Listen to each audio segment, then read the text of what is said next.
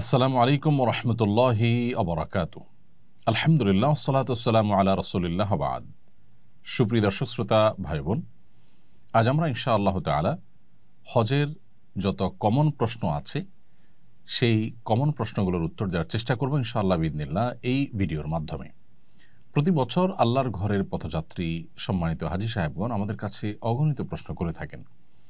সেই সমস্ত প্রশ্নগুলোর মধ্য থেকে আজ শতাধিক কমন প্রশ্নের উত্তর নিয়ে আমরা হাজির হয়েছি। আমরা আশা করছি যে আল্লাহর ঘরের মেহমানগণ হজের আদ্যপান্ত শুরু থেকে শেষ পর্যন্ত যে সমস্ত কমন খুঁটিনাটি প্রশ্নের মুখোমুখি হয়ে থাকেন সেগুলোর উত্তর পেয়ে যাবেন এই ভিডিওর মাধ্যমে।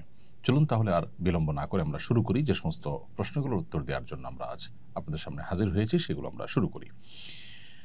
প্রথমে যে প্রশ্নটি আমি দেখতে পাচ্ছি তা হলো, কত টাকার মালিক হলে হজ ফরজ হয়? খুবই কমন একটি প্রশ্ন এবং খুব প্রয়োজনীয় একটি প্রশ্ন। যদি কেউ তার জীবনে প্রাপ্তবয়স্ক হওয়ার পর কোনো বছর হজের মৌসুমে তার অবস্থান থেকে বাইতুল্লাহ গিয়ে হজ সম্পাদন করে আবার ফিরে আসার মতো সামর্থ্য যদি তার থাকে এবং এই সময়টুকুন তার পরিবারের ভরণ পোষণ দিয়ে যাওয়ার মতো আর্থিক সঙ্গতি যদি তার থাকে, অর্থাৎ হজ করতে যাওয়া, হজের সময় সেখানকার খরচ খরচা করা এবং হজ করে আবার ফিরে আসার জন্য যে পরিমাণ অর্থকরীর প্রয়োজন সেটা যদি তার থাকে এবং এই সময়ের মধ্যে তার পরিবারের ভরণ পোষণের ব্যবস্থা করার মতো আর্থিক সঙ্গতি যদি তার থাকে, তাহলে তার উপর হজ ফরজ হয়ে যায়। আর যদি কারোর এটা না থাকে তাহলে সেক্ষেত্রে তার উপর হজ ফরজ হবে না। এখন এটা নির্ভর করবে আপনি কোথায় অবস্থান করছেন। আপনি মক্কা অবস্থান করছেন, তাহলে মক্কা থেকে এই হজ সম্পাদন করে আসা আপনার গন্তব্যে, আপনার ঠিকানায়, আপনার নিজ আঙ্গিনায়, এটার জন্য খুবই অল্প স্বল্প পয়সা হলে হয়ে যায়। আবার কেউ যদি বাংলাদেশ থেকে হজ করেন বা বাংলাদেশে যদি কেউ অবস্থান করেন, তাহলে তার হজ ফরজ হওয়ার জন্য এক রকমের অর্থকরীর প্রয়োজন হবে। আবার কেউ যদি ইউরোপে থাকেন তাহলে সেখান থেকে হজ আরও বেশি এক্সপেন্সিভ। অতএব সেখান থেকে হজ করার জন্য যে পরিমাণ টাকার দরকার, সেখান থেকে এসে মক্কায় হজ করে আবার তার জায়গায় ফিরে যাওয়া এবং এই সময়ের ভিতরে পরিবার ভরণ পোষণের ব্যবস্থা করা, এটা তার অবস্থানের উপরে নির্ভর করে বাড়বে।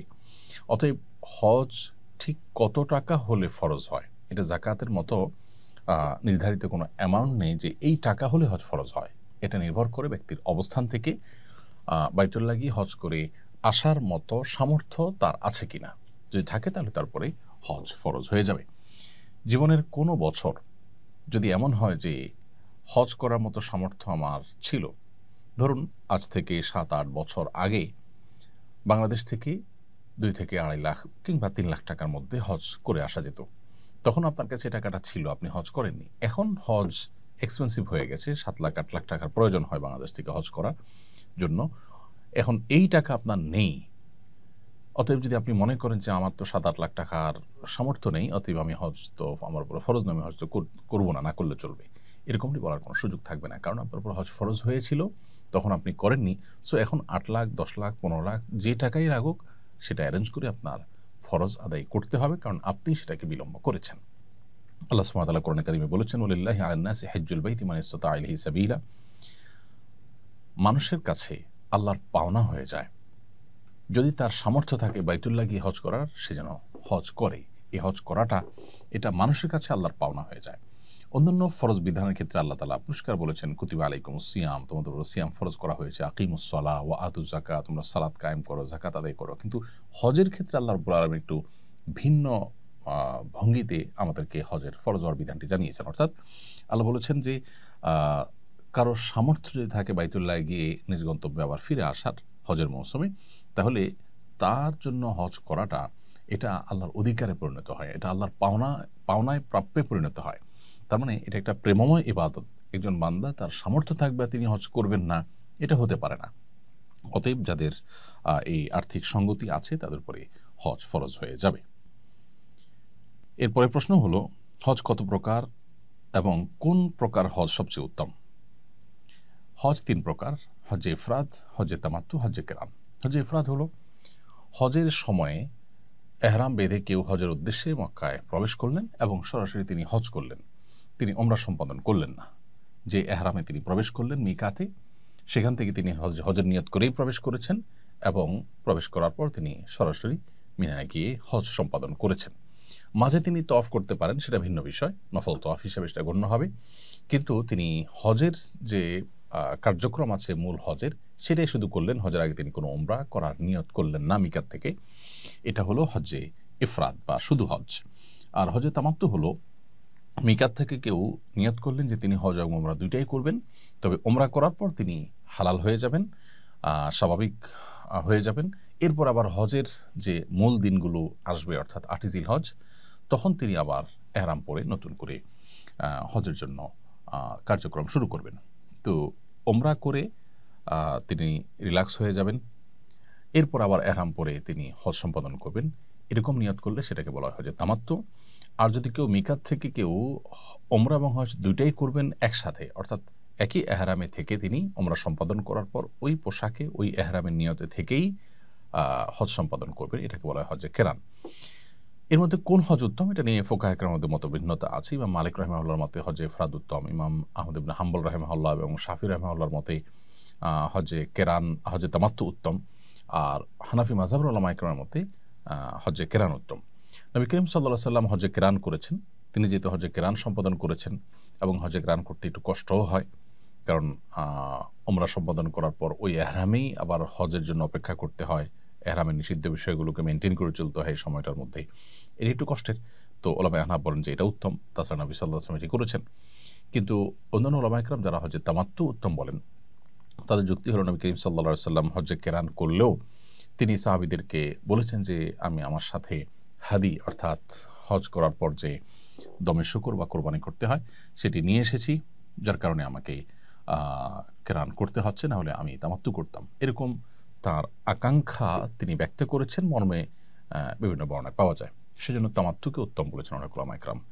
এখনকার বাস্তবতা হলো যে সারা বিশ্বের বেশিরভাগ হাজিরাই তামাত্তু হজ করেন, কারণ সেটা তুলনামূলকভাবে একটু ইজি। কেরান হজ খুবই স্বল্প সংখ্যক হাজিরা করেন। আমাদের দেশ থেকেও হানাফি মাযহাবের অনুসারেই উলামায়ে কেরাম এবং সাধারণ হজ যাত্রীদের মধ্যেও কেরান হজ করার মানুষের সংখ্যা খুবই কম। কারণ হজের ফ্লাইট যদি হয়ে থাকে মূল হজের 20 দিন 15 দিন আগে, তাহলে পুরো সময়টা এহরাম মেনটেন করে থাকাটা একটু কষ্টসাধ্য। সেজন্য আসলে সবাই প্রায় তামাত্তু হজই করে থাকেন। আর একেবারে শেষের দিকে যাদের ফ্লাইট, তারা অবশ্য হজে কেরান করতে পারেন। তাহলে হজে কেরান উত্তম হলো হানাফি মাযহাব অনুযায়ী। আর ইমাম আহমদ ইবনে হাম্বল রাহিমাহুল্লাহ সহ সৌদি আরবের উলামায়ে কেরাম, ইমাম মালিক ইমাম শাফি রাহিমাহুল্লাহর একটি মত, তাদের মত অনুযায়ী হজে তামাত্তু উত্তম। এবং এখন পৃথিবীতে বেশিরভাগ হাজিরাই হজে তামাত্তু করে থাকেন। হজ ফরজ হওয়ার পর কয়েক বছর পর হজ করলে কি গুনাহ হবে? এর উত্তর হলো, যে বছর হজ ফরজ হয়েছে, যখনই টাকা পয়সার মানুষ মালিক হলেন, আবার যাও, হজ ফরজ হওয়ার পর কয়েক বছর পর হজ করলে কি গুনাহ হবে? এর উত্তর হলো, যে বছর হজ করার জন্য আর্থিক সঙ্গতি আল্লাহ তাআলা দিয়েছেন, সেই বছরই হজের চেষ্টা করতে হবে। এটিকে ওয়াজিব আলাল ফওর বলা হয়, অর্থাৎ সামর্থ্য হওয়ার সাথে সাথেই নিকটতম বছরেই হজ সম্পাদন করতে হবে, এটি আবশ্যক। যদি সেটা না করেন এবং বিলম্ব করেন, বিশেষ করে ঠুনকো ওজরের ভিত্তিতে যে আমি ব্যস্ত, এই মুহূর্তে সময় করতে পারছি না, 2 বছর পরে করব, 4 বছর পরে করব, জীবনে একবার করলেই তো হলো, এরকম ঠুনকো অজুহাতের কারণে যদি হজকে বিলম্ব করেন কেউ, তাহলে সেটি পরিষ্কার গুনাহ হবে। নবী করিম সাল্লাল্লাহু আলাইহি ওয়াসাল্লাম বলেছেন, তাহাজ্জালু ইলাল হজ, তোমরা হজ বিলম্ব না করে দ্রুততার সাথে সম্পাদন করো। কেন? ফাইন্নাহু লা ইয়াদরি মা ইয়ারিদুলাহ, কারণ কোনো ব্যক্তি হজকে যে বিলম্ব করবে, 2-4 বছর পরে করবে, সে তো জানে না যে কি তার জন্য অপেক্ষা করছে। কোনো বিপদ তার এসে পড়তে পারে, কোন বিপদের মুখোমুখি সে হতে পারে। অতএব তার হজ বিলম্ব করা উচিত নয়। এই কারণেই হজকে বেশিরভাগ উলামায়ে কেরাম ওয়াজিব আলাল ফওর বলেছেন, অর্থাৎ সামর্থ্য হওয়ার সাথে সাথেই নিকটতম বছরই হজ আদায় করা উচিত এবং কর্তব্য, আবশ্যক। যদি কোনো কারণে বিলম্ব করেন, গুনাহগার হবেন। এরপর তিনি যদি হজ করে ফেলেন পরবর্তীতে কোনো বছরে, তাহলে উলামায়ে আহনাফের মতে তার গুনাহ যেটি হয়েছিল সেটি উঠে যাবে। অন্যান্য উলামায়ে কেরাম অবশ্য সেটি বলেন না। অর্থাৎ খোলাসা কথা হলো যে, একান্ত নিরুপায় না হলে হজ বিলম্ব করা উচিত না। নিরুপায় কীরকম? কেউ হজ করার জন্য অর্থ করে জোগাড় করেছেন, আর্থিক সঙ্গতি হয়েছে, কিন্তু তার দেশ থেকে নিষেধাজ্ঞা আছে, তার নামে কোনো মামলা হয়েছে বা কোনো পলিটিক্যাল পরিস্থিতির মুখোমুখি হয়েছেন, তিনি যেতে পারছেন না। এরকম ওজোরের কারণে যদি বিলম্ব করেন তাহলে গুনাহ হবে না। অথবা হজ করার মতো আর্থিক সংগতি হলো, এদিকে কোভিড-19 মতো পরিস্থিতি শুরু হয়েছে যে লকডাউন এবং বিমান চলাচল হচ্ছে না, যার কারণে তিনি যেতে পারছেন না। এরকম পরিস্থিতিতে তিনি বিলম্ব করতে পারেন। এছাড়া মেয়ে বিয়ের উপযুক্ত, তাকে এখনো বিয়ে দেওয়া হয়নি, বা আমার অন্যান্য কাজ আছে, বা আমি এখন ব্যস্ত, এই সমস্ত কারণে যদি বিলম্ব করা হয় সেটা পরিষ্কার গুনাহের কারণ হবে। এরপরে প্রশ্ন হলো, আর্থিকভাবে সচ্ছল কিন্তু শারীরিকভাবে অক্ষম এরকম ব্যক্তির হজের বিধান কি? আল্লাহ যাদেরকে আর্থিক সচ্ছলতা দিয়েছেন তিনি হজ করে আসা মতো টাকার মালিক, কিন্তু শারীরিক সঙ্গতি নেই, এরকম ব্যক্তি সুস্থ হওয়ার যদি সম্ভাবনা থাকে তাহলে যখন সুস্থ হবেন তখন তার উপর হজ করা ফরজ হবে, তখন তিনি হজ করে ফেলবেন। আর যদি তার সুস্থ হওয়ার সম্ভাবনা না থাকে তাহলে সেক্ষেত্রে তিনি অন্য কাউকে তার এই টাকা দিয়ে বদলি হজে পাঠাবেন, এমন কোনো ব্যক্তিকে পাঠাবেন যিনি নিজের হজ করেছেন, তাহলে সেই ব্যক্তি এই শারীরিকভাবে অক্ষম ব্যক্তির তরফ থেকে বদলি হজ করবেন।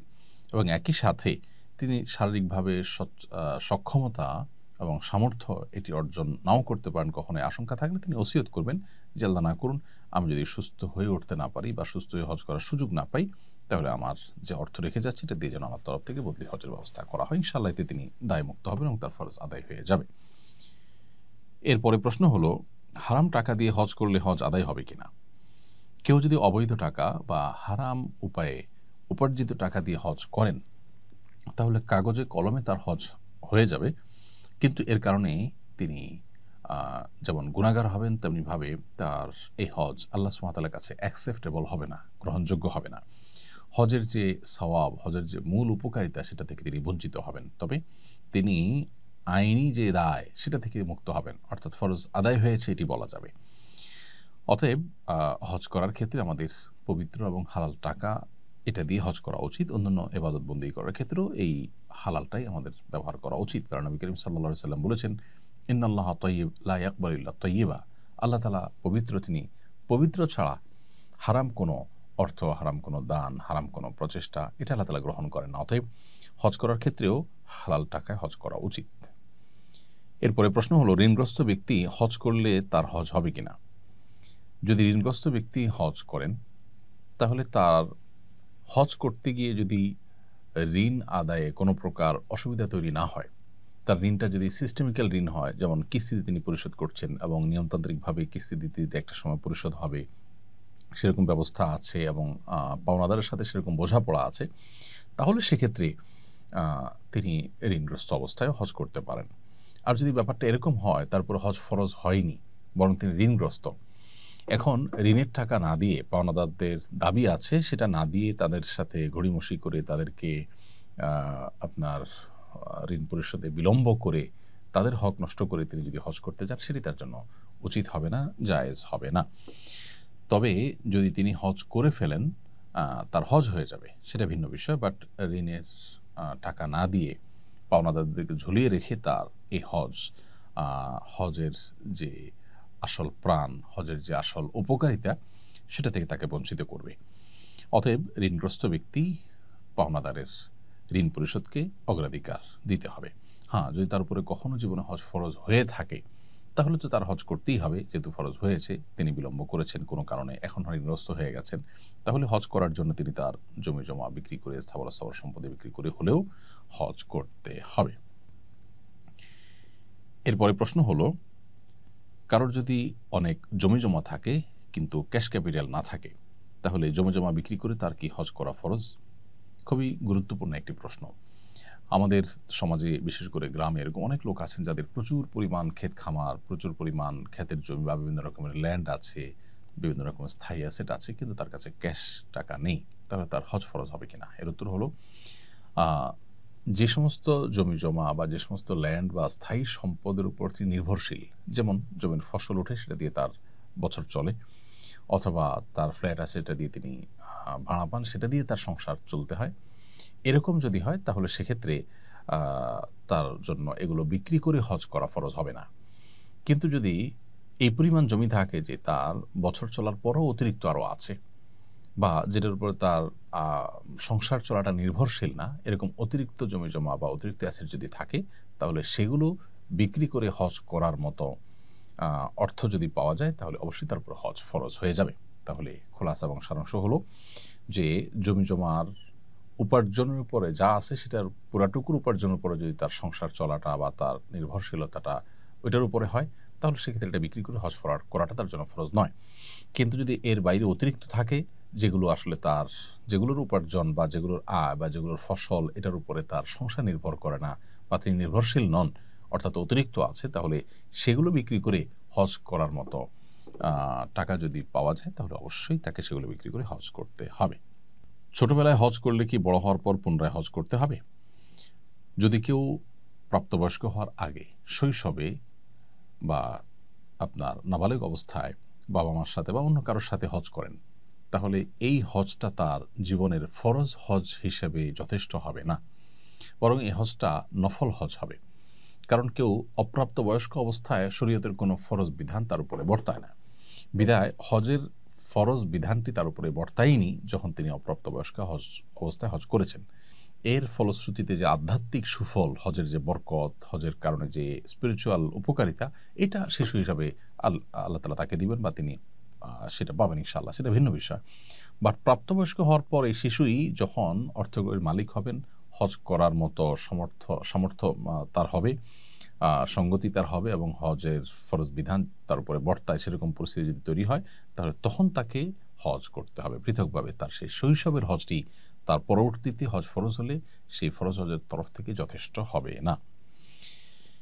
এরপরে প্রশ্ন হলো, হজে যাওয়ার আগে আত্মীয় স্বজন ও পাড়া পড়োশীদের খাওয়ানো কতটা যুক্তিযুক্ত? কোরআন হাদিস কি বলে সম্পর্কে? হজে যাওয়ার আগে আত্মীয় স্বজনকে ডেকে খাওয়াতে হবে এরকম কোনো বাধ্যবাধকতা বা এরকম কোনো নির্দেশনা কোরআন বা সুন্নাহর কোথাও পাওয়া যায় না।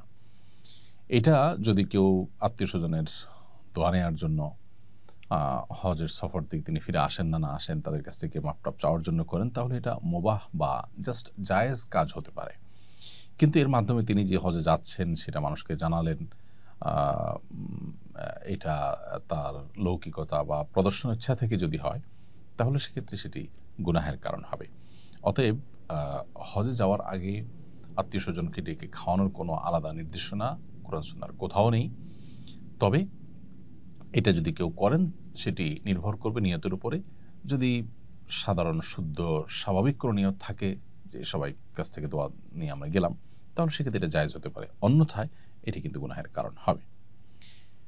অনেক আত্মীয় স্বজন হজের কথা শুনলে বলেন, আমার নাম নিয়ে কাবা শরীফে একটু দোয়া করবে অথবা মদিনায় আমার সালাম পৌঁছে দিবে।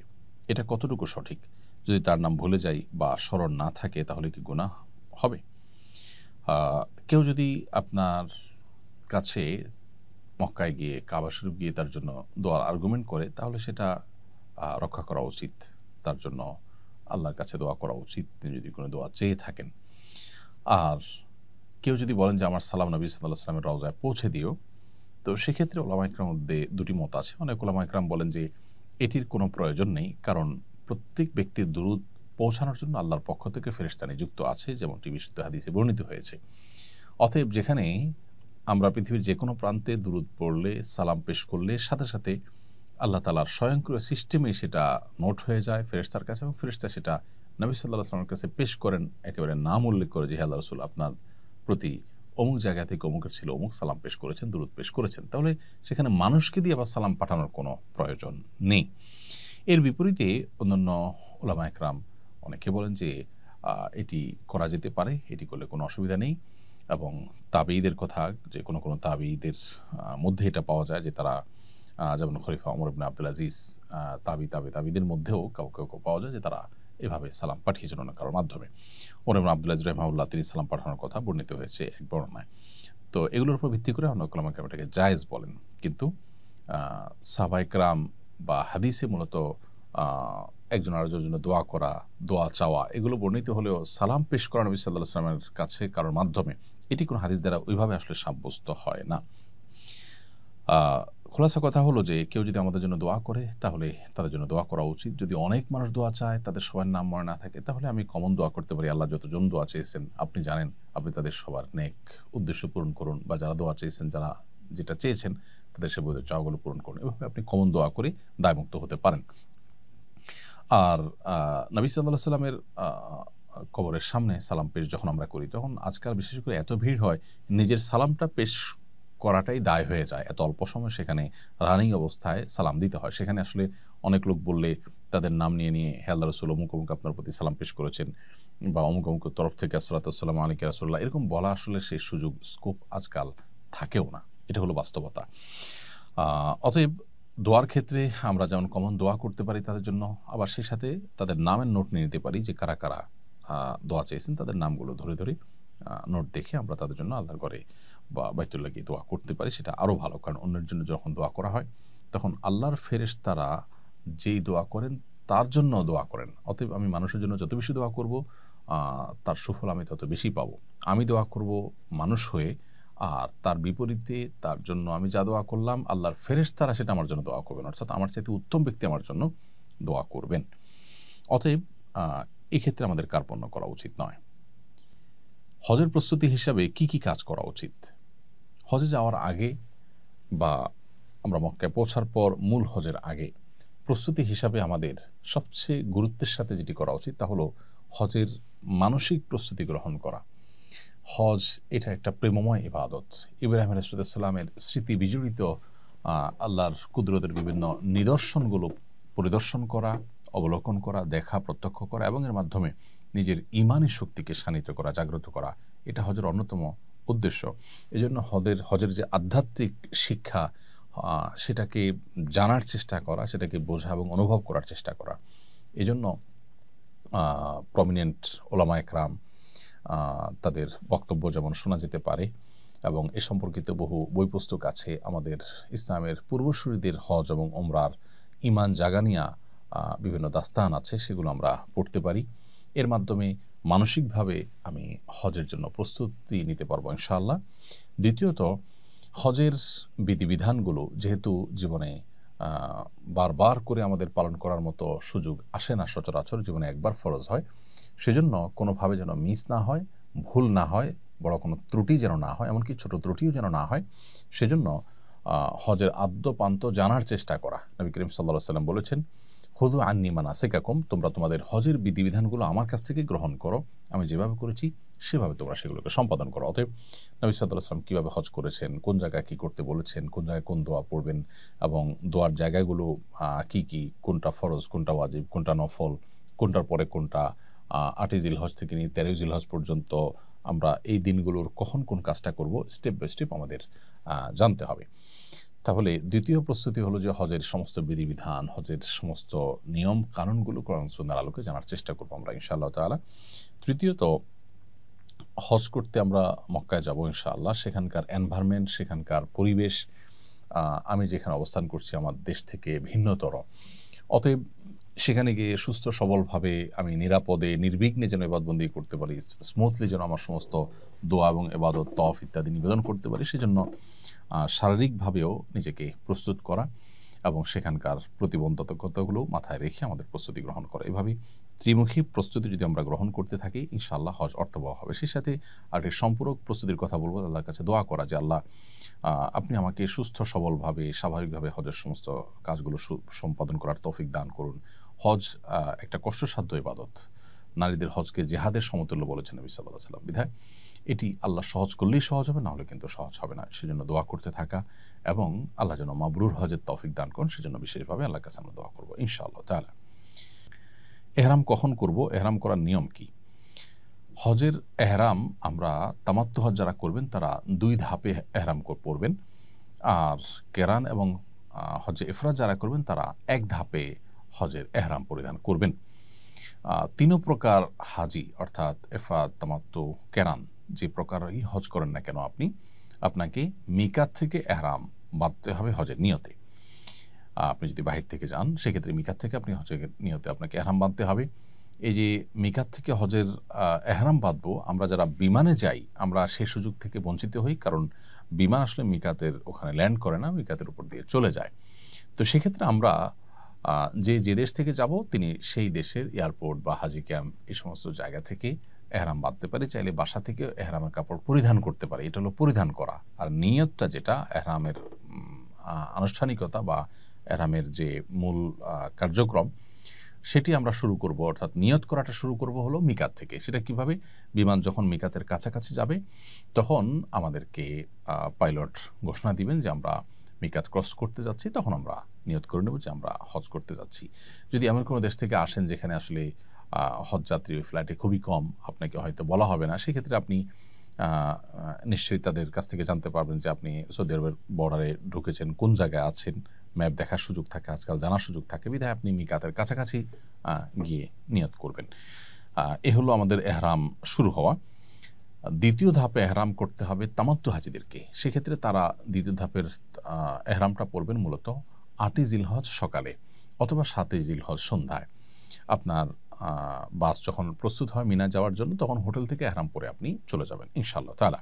তাহলে এহরামের পোশাকটা আমরা পরিধান হয়তো দেশ থেকে করব, কিন্তু নিয়তটা করব আমরা মিকাত থেকে বা মিকাতের কাছাকাছি জায়গায় গিয়ে, এবং যখন নিয়ত করব তখন থেকেই কিন্তু আমাদের তালবিয়া পাঠ শুরু হবে। আর এহরামের নিয়ম হলো আমরা সেলাইবিহীন শুভ্র সাদা কাপড় পরলে সেটা উত্তম, অন্য কোনো কালার যদি পোশাক পরেন সেটাও আপনার এহরামের জন্য যথেষ্ট হয়ে যাবে যদি সেলাই করা না হয়।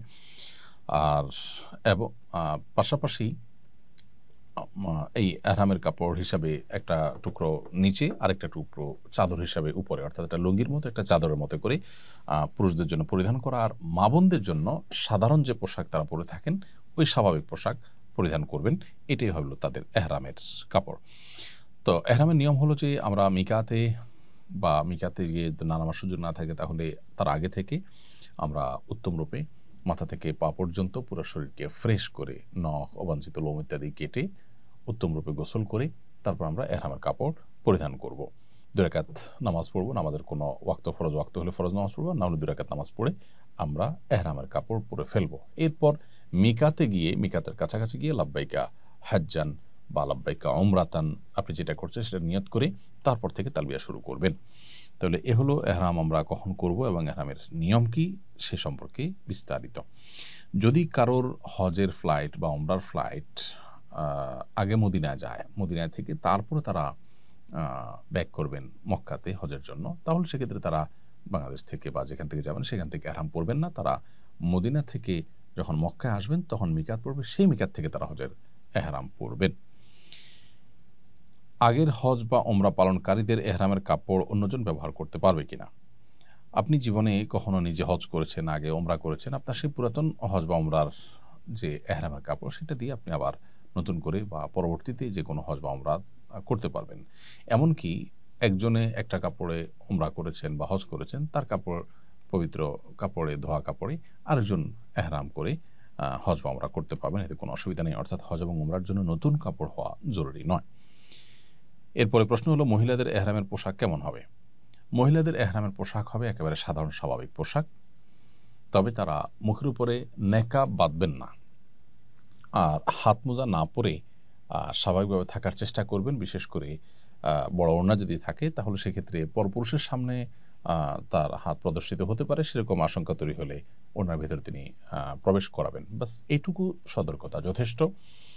আর যদি এটা কঠিন হয়ে যায়, বরং তার সতর উন্মুক্ত হয়ে যেতে পারে, সবসময় ওড়নার ভিতরে রাখা সম্ভব হবে না, এরকম বড় ওড়না নেই বা এরকম কোনো পরিস্থিতি আছে, তাহলে সেক্ষেত্রে হাত মোজাও পরা যেতে পারে। সেরকম পরিস্থিতিতে সাধারণ অবস্থাতে হাত মোজা না পরে আপনার সেটাকে মুখমণ্ডলের মতো উন্মুক্ত রাখা আর পরপুরুষের সামনে চলে আসে সেটাকে ঢাকার চেষ্টা করা। এটা হলো মেয়েদের এহরামের ক্ষেত্রে লক্ষণীয় এবং করণীয়। এর বাইরে তারা অবশ্য সাধারণ সব পোশাক পরবেন, পুরুষের মতো সেলাবিহীন হওয়া তাদের জন্য জরুরি নয়। শুধু মুখটা, ক্যাপগুলো পাওয়া যায় যে সমস্ত ক্যাপের মাথায় কাপড় ঝোলানো থাকে, যখন তারা পরপুরুষের সামনে বা রাস্তাঘাটে বা মুভমেন্টে থাকবেন, অন্যান্য পুরুষরা থাকবে, গায়ে মাহারামরা থাকবে, এরকম জায়গায় থাকবে, তখন তারা সে কাপড়টা ফেলে দিবেন। একদিকে তাদের পর্দা হয়ে যাবে, অপরদিকে মুখ বাঁধার যে ব্যাপারটা সেটাও কিন্তু হবে না। বিধায় এ সমস্ত ক্যাপগুলো আমাদের বোনরা ব্যবহার করতে পারেন, মায়েরা ব্যবহার করতে পারেন। আর যদি পরপুরুষের সামনে যাওয়ার মতো অপশন না থাকে, হোটেলে আছেন, রুমে আছেন, নিজস্ব জায়গায় আছেন, তাহলে মুখমণ্ডল খোলা রাখতে হবে, সেটাকে ঢাকবেন না। ব্যাস, এর বাইরে আলাদা কোনো নিষেধাজ্ঞা নেই। আর এহরামের প্রস্তুতি হিসাবে গোসল করা, অবাঞ্ছিত লোম, নখ ইত্যাদি কেটে পরিষ্কার করা, এগুলো পুরুষদের মতো নারীদের জন্য সমানভাবে প্রযোজ্য। এবং এহরামের পর 2 রাকাত সালাত আদায় করা, সবকিছুই যথাযথভাবে করবেন একজন পুরুষের মতো। এরপরে প্রশ্ন হলো এহরামের পর কোন কোন জিনিস নিষিদ্ধ? এহরামের পর একজন মুহরিমের জন্য, একজন হজ বা উমরা যাত্রীর জন্য মিকাতে নিয়ে এহরাম পড়েছেন, মিকাতের কাছাকাছি থেকে এহরামের নিয়ত করেছেন, এরপর থেকে তার জন্য যে সমস্ত বিষয়গুলো নিষিদ্ধ হয়ে যায়, তার এহরাম সংশ্লিষ্ট কাজ শেষ করে উমরা বা হজ সম্পাদন করার আগ পর্যন্ত সে কাজগুলো হলো, প্রথমত যৌনতা সংশ্লিষ্ট কথা এবং কাজ এগুলো থেকে বিরত থাকা, স্ত্রী সহবাস না করা, এটা তার জন্য আবশ্যক। তিনি মিকাত থেকে এহরাম করেছেন, এহরাম করে তিনি উমরা সম্পাদন করার আগ পর্যন্ত, অর্থাৎ মাথার চুল মুন্ডন করার আগ পর্যন্ত তার জন্য এটি হালাল নয়। অতএব এটি একটি কাজ, স্ত্রী সহবাস, স্বামী সহবাস, এটা থেকে বিরত থাকতে হবে এহরামরত অবস্থাতে। দ্বিতীয়ত, শিকার করা যাবে না, অর্থাৎ এই সময়ের মধ্যে কোনো প্রাণী শিকার করা যাবে না। আর তৃতীয়ত, পুরুষদের জন্য সেলাযুক্ত কাপড় পরিধান করা যাবে না। মেয়েরা অবশ্য সেলাযুক্ত সাধারণ পোশাক পরতে পারেন। এহরাম অবস্থায় পুরুষরা মাথা ঢাকবেন না এবং চেহারাও ঢাকবেন না। আর বোনরা মাথা ঢাকতে পারবেন, মাথা ঢাকবেন, তবে চেহারা তারা কাপড় দিয়ে বাঁধবেন না। পরপুরুষের সামনে গেলে সেক্ষেত্রে পর্দার জন্য ব্যবস্থা করবেন, কারণ মা আয়েশা রাদিয়াল্লাহু তাআলা আনহা তিনি যখন হজ করেছেন নবী সাল্লাল্লাহু আলাইহি ওয়াসাল্লামের সাথে, তিনি বলেছেন যে তিনি পুরুষদের দৃষ্টি সীমানায় চলে আসলে তার মাথার উপরের কাপড়টাকে তিনি টেনে দিতেন, তার মানে স্বাভাবিক অবস্থা তিনি খোলা রাখতেন। তো সেটি করতে হবে।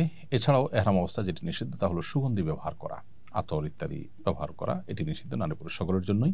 এবং এহরামরত অবস্থাতে চুল নখ ইত্যাদি কাটা, এটাও সকলের জন্য নিষিদ্ধ। তাহলে এই কাজগুলো এহরামরত অবস্থা নিষিদ্ধ। আবার বলছি, স্ত্রী বা স্বামী সহবাস করা, শিকার করা, এবং পুরুষদের জন্য সেলাইযুক্ত কাপড় পরা, এবং পুরুষদের জন্য মাথা এবং মুখমণ্ডল ঢাকা, এগুলো নিষিদ্ধ। আর মেয়েদের জন্য মাথা ঢাকা নিষিদ্ধ নয়, তবে মুখমণ্ডল তাদের জন্য কাপড় দিয়ে বাঁধা নিষিদ্ধ। পরপুরুষের সামনে গেলে সেটা ভিন্ন কথা, তিনি ঢাকবেন তবে মুখ বাঁধবেন না। আর সুগন্ধিযুক্ত কোনো কিছু ব্যবহার করা নারী পুরুষ সবার জন্য নিষিদ্ধ, এবং চুল নখ কাটাও সবার জন্য নিষিদ্ধ। এগুলো হলো এহরামের নিষিদ্ধ কাজ। এই নিষিদ্ধ কাজগুলো নিষিদ্ধ থাকবে কতক্ষণ পর্যন্ত? যতক্ষণ পর্যন্ত তিনি চুল না কাটছেন বা চুল মাথা মুন্ডন না করছেন তার আগ পর্যন্ত, অর্থাৎ এহরাম শেষ হওয়ার আগ পর্যন্ত এগুলো বলবৎ থাকবে। তালবিয়া কোন সময় থেকে শুরু এবং কোন সময় শেষ করতে হয়? এহরাম বাঁধার পর থেকে আমরা এহরামের নিয়ত যখন করলাম, বাঁধা শুধু নয়, এহরামের কাপড় পরলে আসলে এহরাম বাঁধা হয় না। এহরামের কাপড় পরার পর আমরা বিমানে ফ্লাই করে গিয়ে মিকাত থেকে যখন আমরা নিয়ত করলাম লব্বাইকা হজ্জান বা উমরাতান বললাম, তখন থেকে তালবিয়া শুরু হয়ে যাবে। লব্বাইক আল্লাহুম্মা লব্বাইক, লব্বাইক লা শারীকা লাকা লব্বাইক, ইন্নাল হামদা ওয়ান নি'মাতা লাকা ওয়াল মুলক লা শারীকা লাক। এই তালবিয়া আমরা পাঠ করতে থাকবো কতক্ষণ পর্যন্ত? উমরার ক্ষেত্রে বাইতুল্লাহ দেখার আগ পর্যন্ত, কাবা শরীফ চোখে পড়ে গেছে, দৃষ্টি সীমানায় এসে গেছে, তার আগ পর্যন্ত আমরা তালবিয়া পাঠ করব। আর হজের ক্ষেত্রে 7 তারিখ সন্ধ্যা বা রাতে আমরা হোটেল থেকে সচরাচর এখন এহরাম পরে থাকি, এবং তখন থেকে এহরাম পরে যখন লব্বাইক আল্লাহুম্মা হজ্জান নিয়ত করলাম, তখন থেকে তালবিয়া শুরু হয়ে যাবে। লব্বাইক আল্লাহুম্মা লব্বাইক, লব্বাইক লা শারীকা লাকা লব্বাইক, ইন্নাল হামদা ওয়ান নি'মাতা লাকা ওয়াল মুলক লা শারীকা লাক। এই তালবিয়া চলতে থাকবে 8 তারিখ পুরো দিন রাত, 9 তারিখ পুরো দিন রাত, এবং 10 তারিখ পাথর মারার সময় শুরু হয়। এই পাথর মারা পর্যন্ত তালবিয়া চলতে থাকবে। তাহলে হজের তালবিয়াটা আমরা যখন এহরাম পড়লাম হজের জন্য 7 তারিখ রাতে কিংবা 8 তারিখ সকালে যখনই পড়ি, তখন থেকে তালবিয়া শুরু হয়ে যাবে। এটা 10 তারিখ অর্থাৎ ঈদের দিন জামারাতে পাথর মারার আগ পর্যন্ত, জামারাতের কাছে চলে আসছি পাথর মারতে, তখন তালবিয়া স্টপ হয়ে যাবে। তাহলে এই পুরো সময়টুকু থেকে থেমে থেমে আমাদেরকে তালবিয়া পাঠ করতে হবে। এরপরে প্রশ্ন হলো, এহরাম অবস্থায় সুগন্ধিযুক্ত সাবান শ্যাম্পু ব্যবহার করা যাবে কিনা? উত্তর হলো না। এহরাম অবস্থায় যেহেতু সুগন্ধি ব্যবহার নিষিদ্ধ বিধায় যে সাবান, শ্যাম্পু বা হ্যান্ড ওয়াশ এগুলোতে সুগন্ধি আছে, সেগুলো ব্যবহার থেকে বিরত থাকতে হবে। বরং আজকাল এমন সব সাবান পাওয়া যায় যেগুলোতে আসলে সুগন্ধি নেই, সেরকম সাবান আমরা ব্যবহার করতে পারি। হোটেলগুলোতেও দেখা যায় যে সাধারণ ছোটো ছোটো কিছু সাবান সরবরাহ করে যেগুলোতে কোনো সুগন্ধি নেই, সেগুলো আমরা ব্যবহার করতে পারি। এছাড়া সুগন্ধি ছাড়া বহু সাবান আজকাল পাওয়া যায়, সেগুলো ব্যবহার করতে পারি। প্রয়োজনে উত্তম রূপে ভালো করে হাত ধৌত করলাম, সাবান ব্যবহার নাই করলাম, কিন্তু সুগন্ধিযুক্ত সাবান বা শ্যাম্পু এগুলো ব্যবহার করা যাবে না এহরামরত অবস্থায়। এহরাম অবস্থায় সেলা বিশিষ্ট ফিতাসহ ঘড়ি, বেল্ট এবং ব্যাগ ব্যবহার করা যাবে কিনা? এহরাম অবস্থায় ফিতা বিশিষ্ট ঘড়ি, যে ঘড়িতে সেলাই আছে কিংবা বেল্টে সেলাই আছে, ব্যাগ আছে সেখানে সেলাই করা, এগুলো ব্যবহার করতে কোনো অসুবিধা নেই, কারণ এগুলো পোশাক হিসাবে পরিধান করা হয় না। এগুলো যদি সাথে থাকে এহরামরত অবস্থায়, তাতে হজ বা উমরার কোনো ক্ষতি হবে না। এহরামের নিয়ত করার সময় অজু থাকা আবশ্যক কিনা? আমি যখন এহরামের নিয়ত করব, বিশেষ করে আমরা যখন বিমানে যাই, তখন মিকাতের কাছাকাছি যাওয়ার পর পাইলট আমাদেরকে জানান যে আমরা কয়েক মিনিটের মধ্যে মিকাত ক্রস করতে যাচ্ছি, তখন আমরা মূলত এহরামের নিয়ত করি এবং এহরাম তখন মূলত স্টার্ট হয়। পোশাকটা আগে পরে রাখি, কিন্তু স্টার্টটা সেখান থেকে হয়। তো তখন থেকেই নিষিদ্ধ বিষয়গুলো বর্তায় আমাদের উপরে যখন আমরা নিয়ত করলাম মিকাত থেকে। তো ওই সময়ে অজু থাকা আবশ্যক নয়, অর্থাৎ এহরামের নিয়ত করার সময় অজু থাকা আবশ্যক নয়। তবে যদি অজু অবস্থায় নিয়ত করা যায় সেটা উত্তম, কারণ মিকাত থেকে যখন আমরা এহরাম করব, বিশেষ করে আমরা যখন বাই রুটে যাব, গাড়িতে বাসে যাব, তখন মিকাতে গাড়ি থামবে, সেখানে আমরা অজু গোসল করে নামাজ পড়ে অজু অবস্থাতে এহরামের নিয়ত করবো, সেটা উত্তম। বাট বিমানে যখন যাবো সেটা তো সম্ভবপর হবে না। সেটা সম্ভবপর না হওয়ার কারণে কোনো অসুবিধা নেই, কারণ অজু থাকা আবশ্যক নয়, তবে জাস্ট উত্তম। এরপরে প্রশ্ন হলো, বিমানে মিকাত অতিক্রম করার সময় এহরামের নিয়ত করতে ভুলে গেলে করণীয় কি? এরকমটি হতে পারে যে আমাদের কেউ হয়তো মিকাত ক্রস করে গেছেন, বিশেষ করে বিমানের যাত্রা ক্ষেত্রে এটি হতে পারে যে পাইলট ঘোষণা দিয়েছেন আমরা কিছুক্ষণের মধ্যে মিকাত অতিক্রম করতে যাচ্ছি, আপনারা নিয়ত করে নেন। তখন সবাই নিয়ত করবেন, তখন থেকে এহরাম মূলত স্টার্ট হবে। বাট কেউ হয়তো ঘুমেছিলেন, তিনি শুনতে পাননি, অথবা অন্য মনস্ক ছিলেন বা ফোনে ব্যস্ত ছিলেন, কোনো কারণে তিনি মিস করে গেছেন সেই ঘোষণাটি, ফলশ্রুতিতে তিনি নিয়ত করতে পারেননি। পরবর্তীতে মিকাত ক্রস করে যাওয়ার পর যদি তার যদি সম্বিত ফিরে আসে বা তিনি যদি টের পান যে আসলে আমার এটা মিস হয়ে গেছে, তাহলে তাকে দম দিতে হবে। কারণ হজ যাত্রীর জন্য, উমরা যাত্রীর জন্য, যারা হজ বা উমরা করার জন্য মক্কায় যাচ্ছেন, তাদের জন্য ওয়াজিব হলো মিকাত থেকে এহরাম এর নিয়ত করে ভিতরে প্রবেশ করা।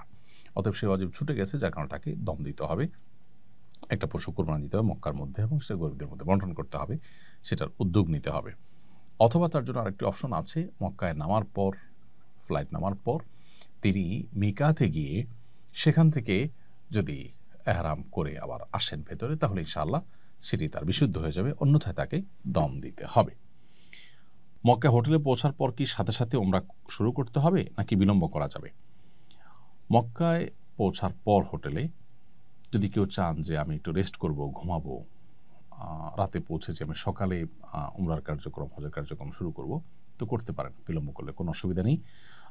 এটি প্রত্যেকটা ব্যক্তির অবস্থার উপর নির্ভর করবে, কারণ রিল্যাক্সের প্রয়োজন হলে তিনি করবেন। বিশেষ করে যেই সাথে সাথে করতে গেলে অনেক সময় শারীরিক এবং মানসিক সেই প্রস্তুতি থাকে না, অনেক সময় সেরকম এনার্জি থাকে না, তখন ঘুমের চাপ অনেকের থাকে, তো সে অবস্থায় আসলে উমরা করে উমরা সে স্বাদ এবং তৃপ্তিও পাওয়া যায় না। অতএব কেউ চাইলে বিলম্ব করে একটু রেস্টেড করে তারপরে করতে পারেন, তাতে কোনো অসুবিধা নেই। বরং এক্ষেত্রে আপনার গোসল করে একটু ফ্রেশ হয়ে তারপরে করাটাই হলো উত্তম। এহরাম অবস্থায় গোসল কিংবা এহরামের কাপড় পরিবর্তন করা যাবে কিনা? এহরাম অবস্থায় গোসল করতে পারি আমরা কেউ, যে এহরাম অবস্থায় আছি, আমার শরীরটা স্যাঁতসেঁতে হয়ে গেছে, ঘর্মাক্ত হয়ে গেছে, আমি এখনও এহরাম অবস্থাতেই আছি, তাহলে গোসল করা যাবে। আবার এহরামের কাপড় যদি চেঞ্জ করতে চাই, যে ময়লা হয়ে গেছে কোনো কারণে বা চা ইত্যাদি পড়ে গেছে, তাহলে সেক্ষেত্রে সেটাও আমরা করতে পারবো, কোনো অসুবিধা নেই। তবে মনে রাখতে হবে যে এহরাম অবস্থায় কেউ গোসল করতে গিয়ে যেন সেলাই বিশিষ্ট কোনো কিছু না পরেন, অর্থাৎ লুঙ্গি পরে যেন গোসল না করেন, সেলাই সহজে লুঙ্গি সেটা পরে যেন গোসল না করেন, গামছা ইত্যাদি পরে তিনি গোসল করতে পারেন। এহরাম পরা ছাড়া কাবার চত্বরে তওয়াফ করা যায় না। প্রশ্ন হলো, উমরার নিয়ত ছাড়া এহরাম পরে কাবার চত্বরে গিয়ে তওয়াফ করা যাবে কিনা? সাধারণত সৌদি আরবের অথরিটি, সেখানকার পুলিশ যারা দায়িত্বে নিয়োজিত থাকেন, তারা বাইতুল্লাহর যে চত্বর, কাবার যে চত্বর, সেই চত্বরে হাউজে এহরামের পোশাক ছাড়া ঢুকতে দেন না। অর্থাৎ কেউ উমরার জন্য গিয়েছেন, তিনি একবার ঢুকতে পারছেন, কেউ হজের জন্য গেছেন, তিনি এহরামরত অবস্থায় প্রথমে একবার এবং ঈদের দিন আবার তওয়াফের জন্য তিনি সুযোগ পাচ্ছেন, আর মাঝের সময়গুলো নফল তওয়াফ, দোতলা তিনতলা দিয়ে করতে হয়, হাউজে তারা নামতে দেন না। এটা এই জন্য যাতে করে ভিড়ে কোনো মানুষের মৃত্যু না হয়, দুর্ঘটনা না ঘটে। এখন কেউ মক্কায় আছেন, তার উমরার কাজ শেষ হয়ে গেছে, হোটেল অবস্থান করছেন, সাদা কাপড় পরে এহরাম পরে তিনি তওয়াফ করতে গেলেন, তিনি আসলে উমরাকারী নন।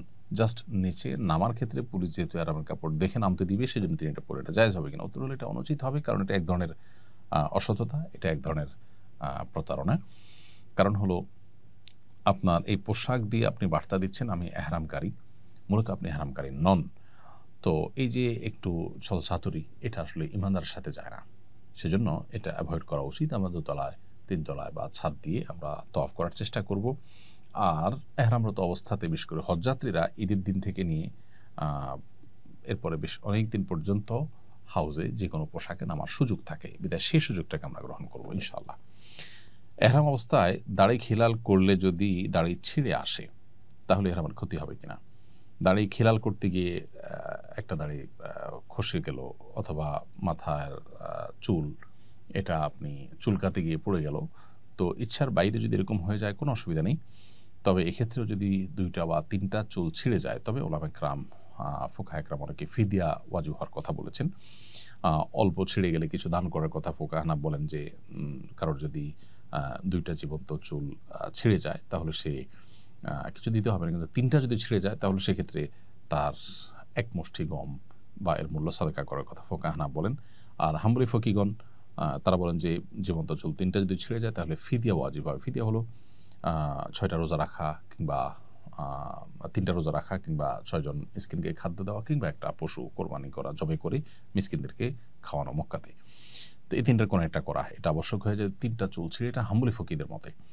তবে ইচ্ছার বাইরে 1টা 2টা চুল ছিঁড়ে পড়ে গেছে আপনার অজান্তে, বা আপনি ইচ্ছাকৃত করেননি, তাতে অসুবিধা নেই। এই জন্যই এহরাম অবস্থাতে যথাসম্ভব মাথার চুল না আঁচড়ানো উচিত, বিশেষ করে যাদের চুল আঁচড়ালে চুল পড়বে এটা তারা নিশ্চিত জানেন। সেজন্য হাত দিয়ে তারা চুল যতটুকু সোজা করা দরকার হয় সেটা করবেন। এরপরে প্রশ্ন হলো, এহরাম অবস্থায় তওয়াফের সময় সানগ্লাস পরা যাবে কিনা? উত্তর হলো সানগ্লাস পরা যাবে, কারণ এহরাম অবস্থায় নিষিদ্ধ কাজগুলোর মধ্যে সানগ্লাস পরা যাবে না এমন কোনো কথা নেই, বিধায় সানগ্লাস পরতে পারবেন। এহরাম অবস্থায় মাস্ক পরা যাবে কিনা? এহরাম অবস্থায় যেহেতু মুখমণ্ডল ঢাকা নিষেধ, অতএব মাস্ক পরা যাবে না।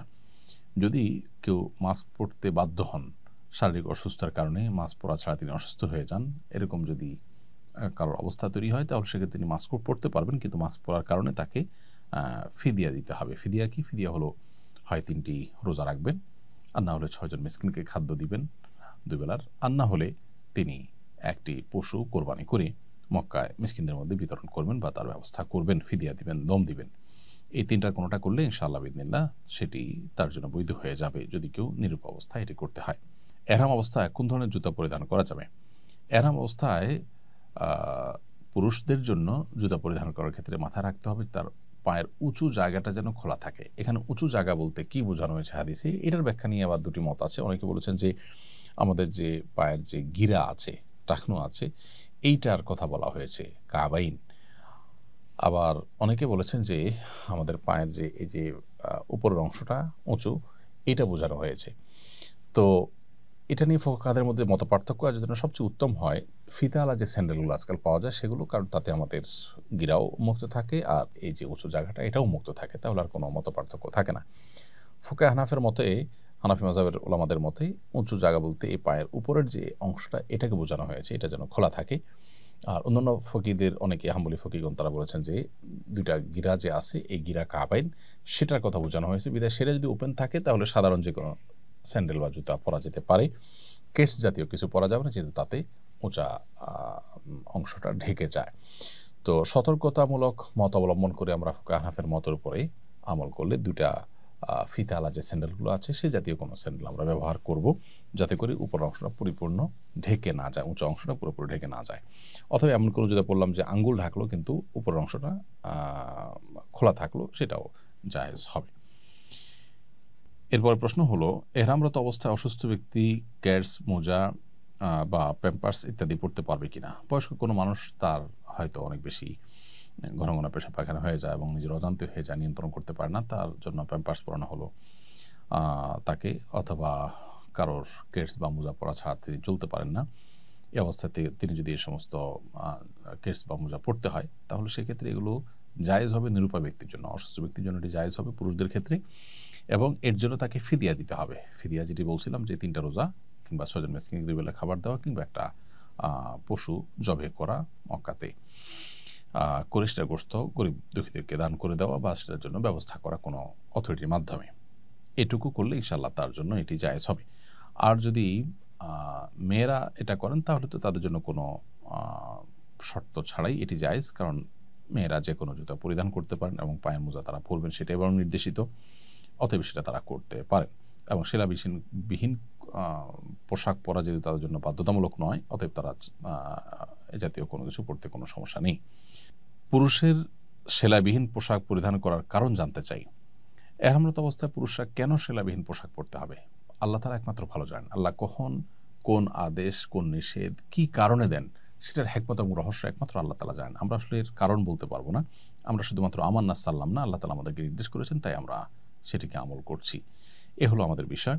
এর বাইরে সেলাইবিহীন পোশাক পরার পেছনে হিকমা বা রহস্য হিসেবে ওলামায়ে কেরাম অনেক রহস্যের কথা বলেন যে এহরামরত অবস্থায় এটা কেন পড়তে হবে। তার মধ্যে থেকে একটা হিকমা বা রহস্য হলো যে মূলত হজের এই আনুষ্ঠানিকতা বা কার্যক্রমগুলো সম্পন্ন করার সময় মানুষ যেন তার সরলতা এবং স্বাভাবিকভাবে সরলভাবে নিজেকে উপস্থাপন করে আল্লাহর সামনে, পরিপূর্ণ বান্দিগির যেন দাসত্বের যেন প্রকাশ হয়। তো এই সরলতা এবং আল্লাহ তাআলার কাছে নিজেকে দীনহীন অবস্থায় পেশ করার জন্য মূলত সেলাবিহীন পোশাক পরার কথা বলা হয়েছে। এখন প্রশ্ন হলো মেয়েদের জন্য এটা প্রযোজ্য নয় কেন? উত্তর হলো যে মেয়েদের জন্য এটা আসলে কঠিন। কারণ তাদের পর্দা, তাদের প্রাইভেসি এটা পুরুষদের মতো নয়, একটু ভিন্নতর, যার কারণে তারা স্বাভাবিক সেলাই করা পোশাক পরিধান করবেন। মহিলারা এহরাম অবস্থায় হাত বা পায়ের মোজা পরিধান করতে পারবে কি না?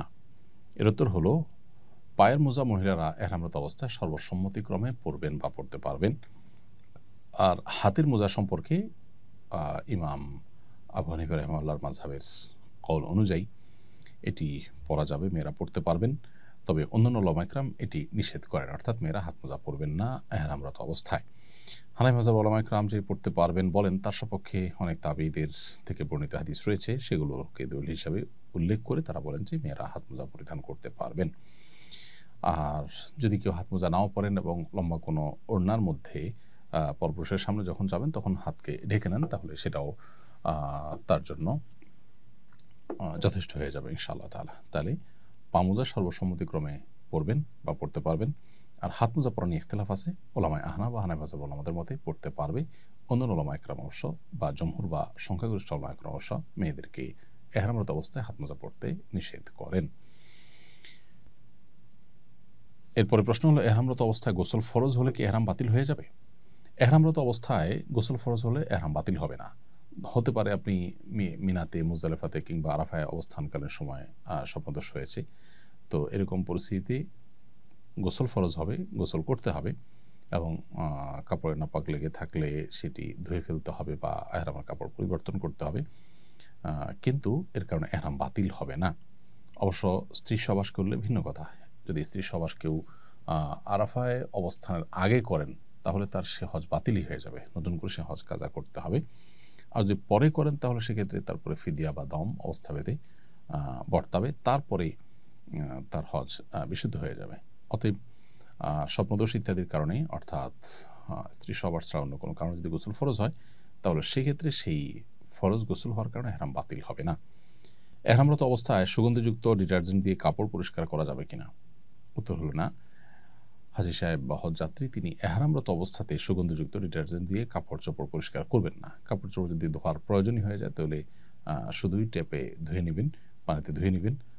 সুগন্ধি ছাড়া কোনো সাবান ইত্যাদি থাকলে সেগুলো যদি ধুতে পারেন, কিন্তু সুগন্ধিযুক্ত ডিটারজেন্ট ব্যবহার করা যাবে না।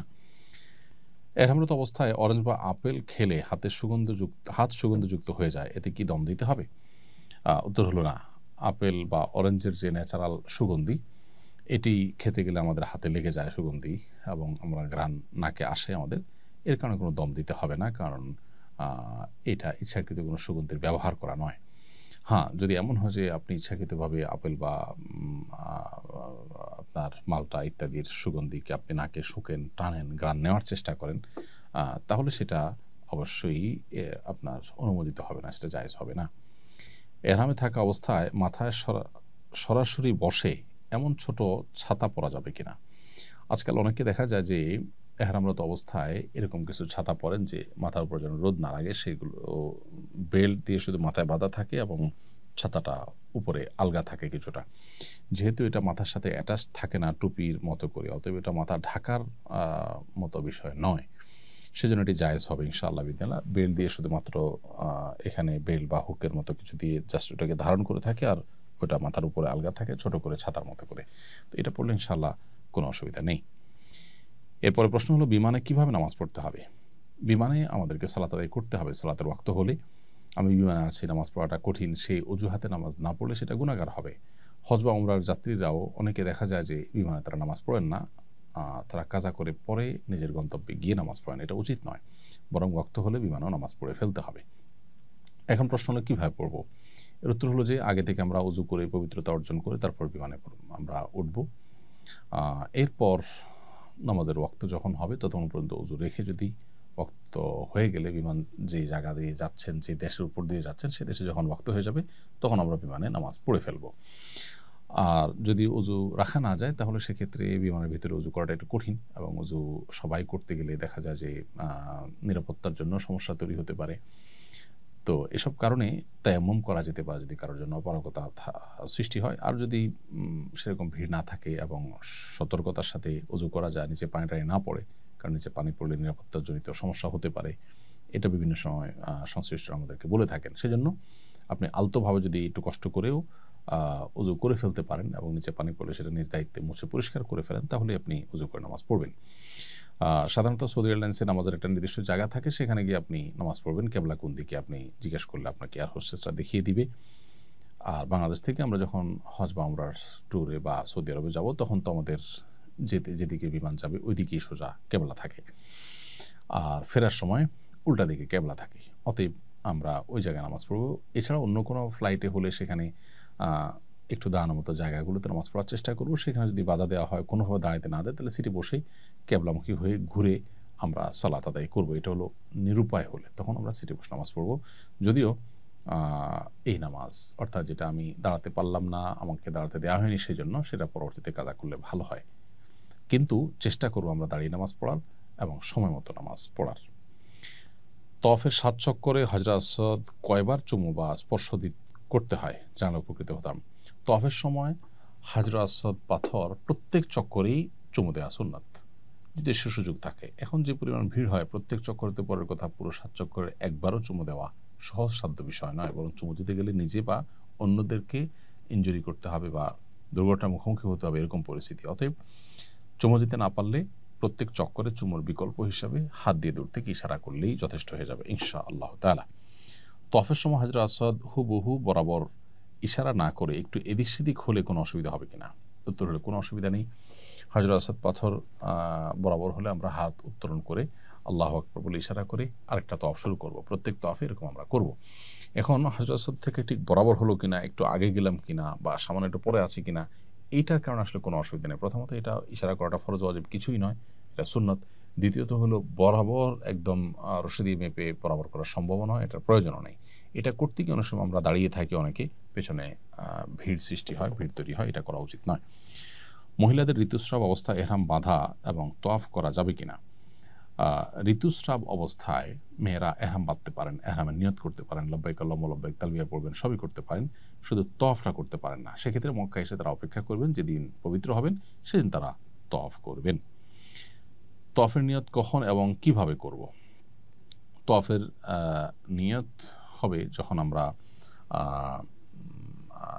তওয়াফ শুরু করব, অর্থাৎ আমি হারামে গেলাম, হারামে গিয়ে হাজরে আসওয়াদ পাথর বরাবর যখন আসলাম, হাতের বাম পাশে হাজরে আসওয়াদ পাথর এবং ডান পাশে সবুজ লাইট, তখন থেকে আমি তওয়াফের নিয়ত করব। আমি হারামের যে কোনো গেট দিয়ে ঢুকি না কেন, আমি চেষ্টা করব হাজরে আসওয়াদ পাথর এর কাছে যেতে, পাথর কাছে বলতে পাথর বরাবর যেতে। পাথর বরাবর গিয়ে হাতের বামে পাথরকে রেখে ডানে সবুজ লাইট পড়বে, এই দুইটাকে রেখে তারপর আমরা শুরু করবো, অর্থাৎ তখন থেকে তওয়াফের নিয়ত হবে।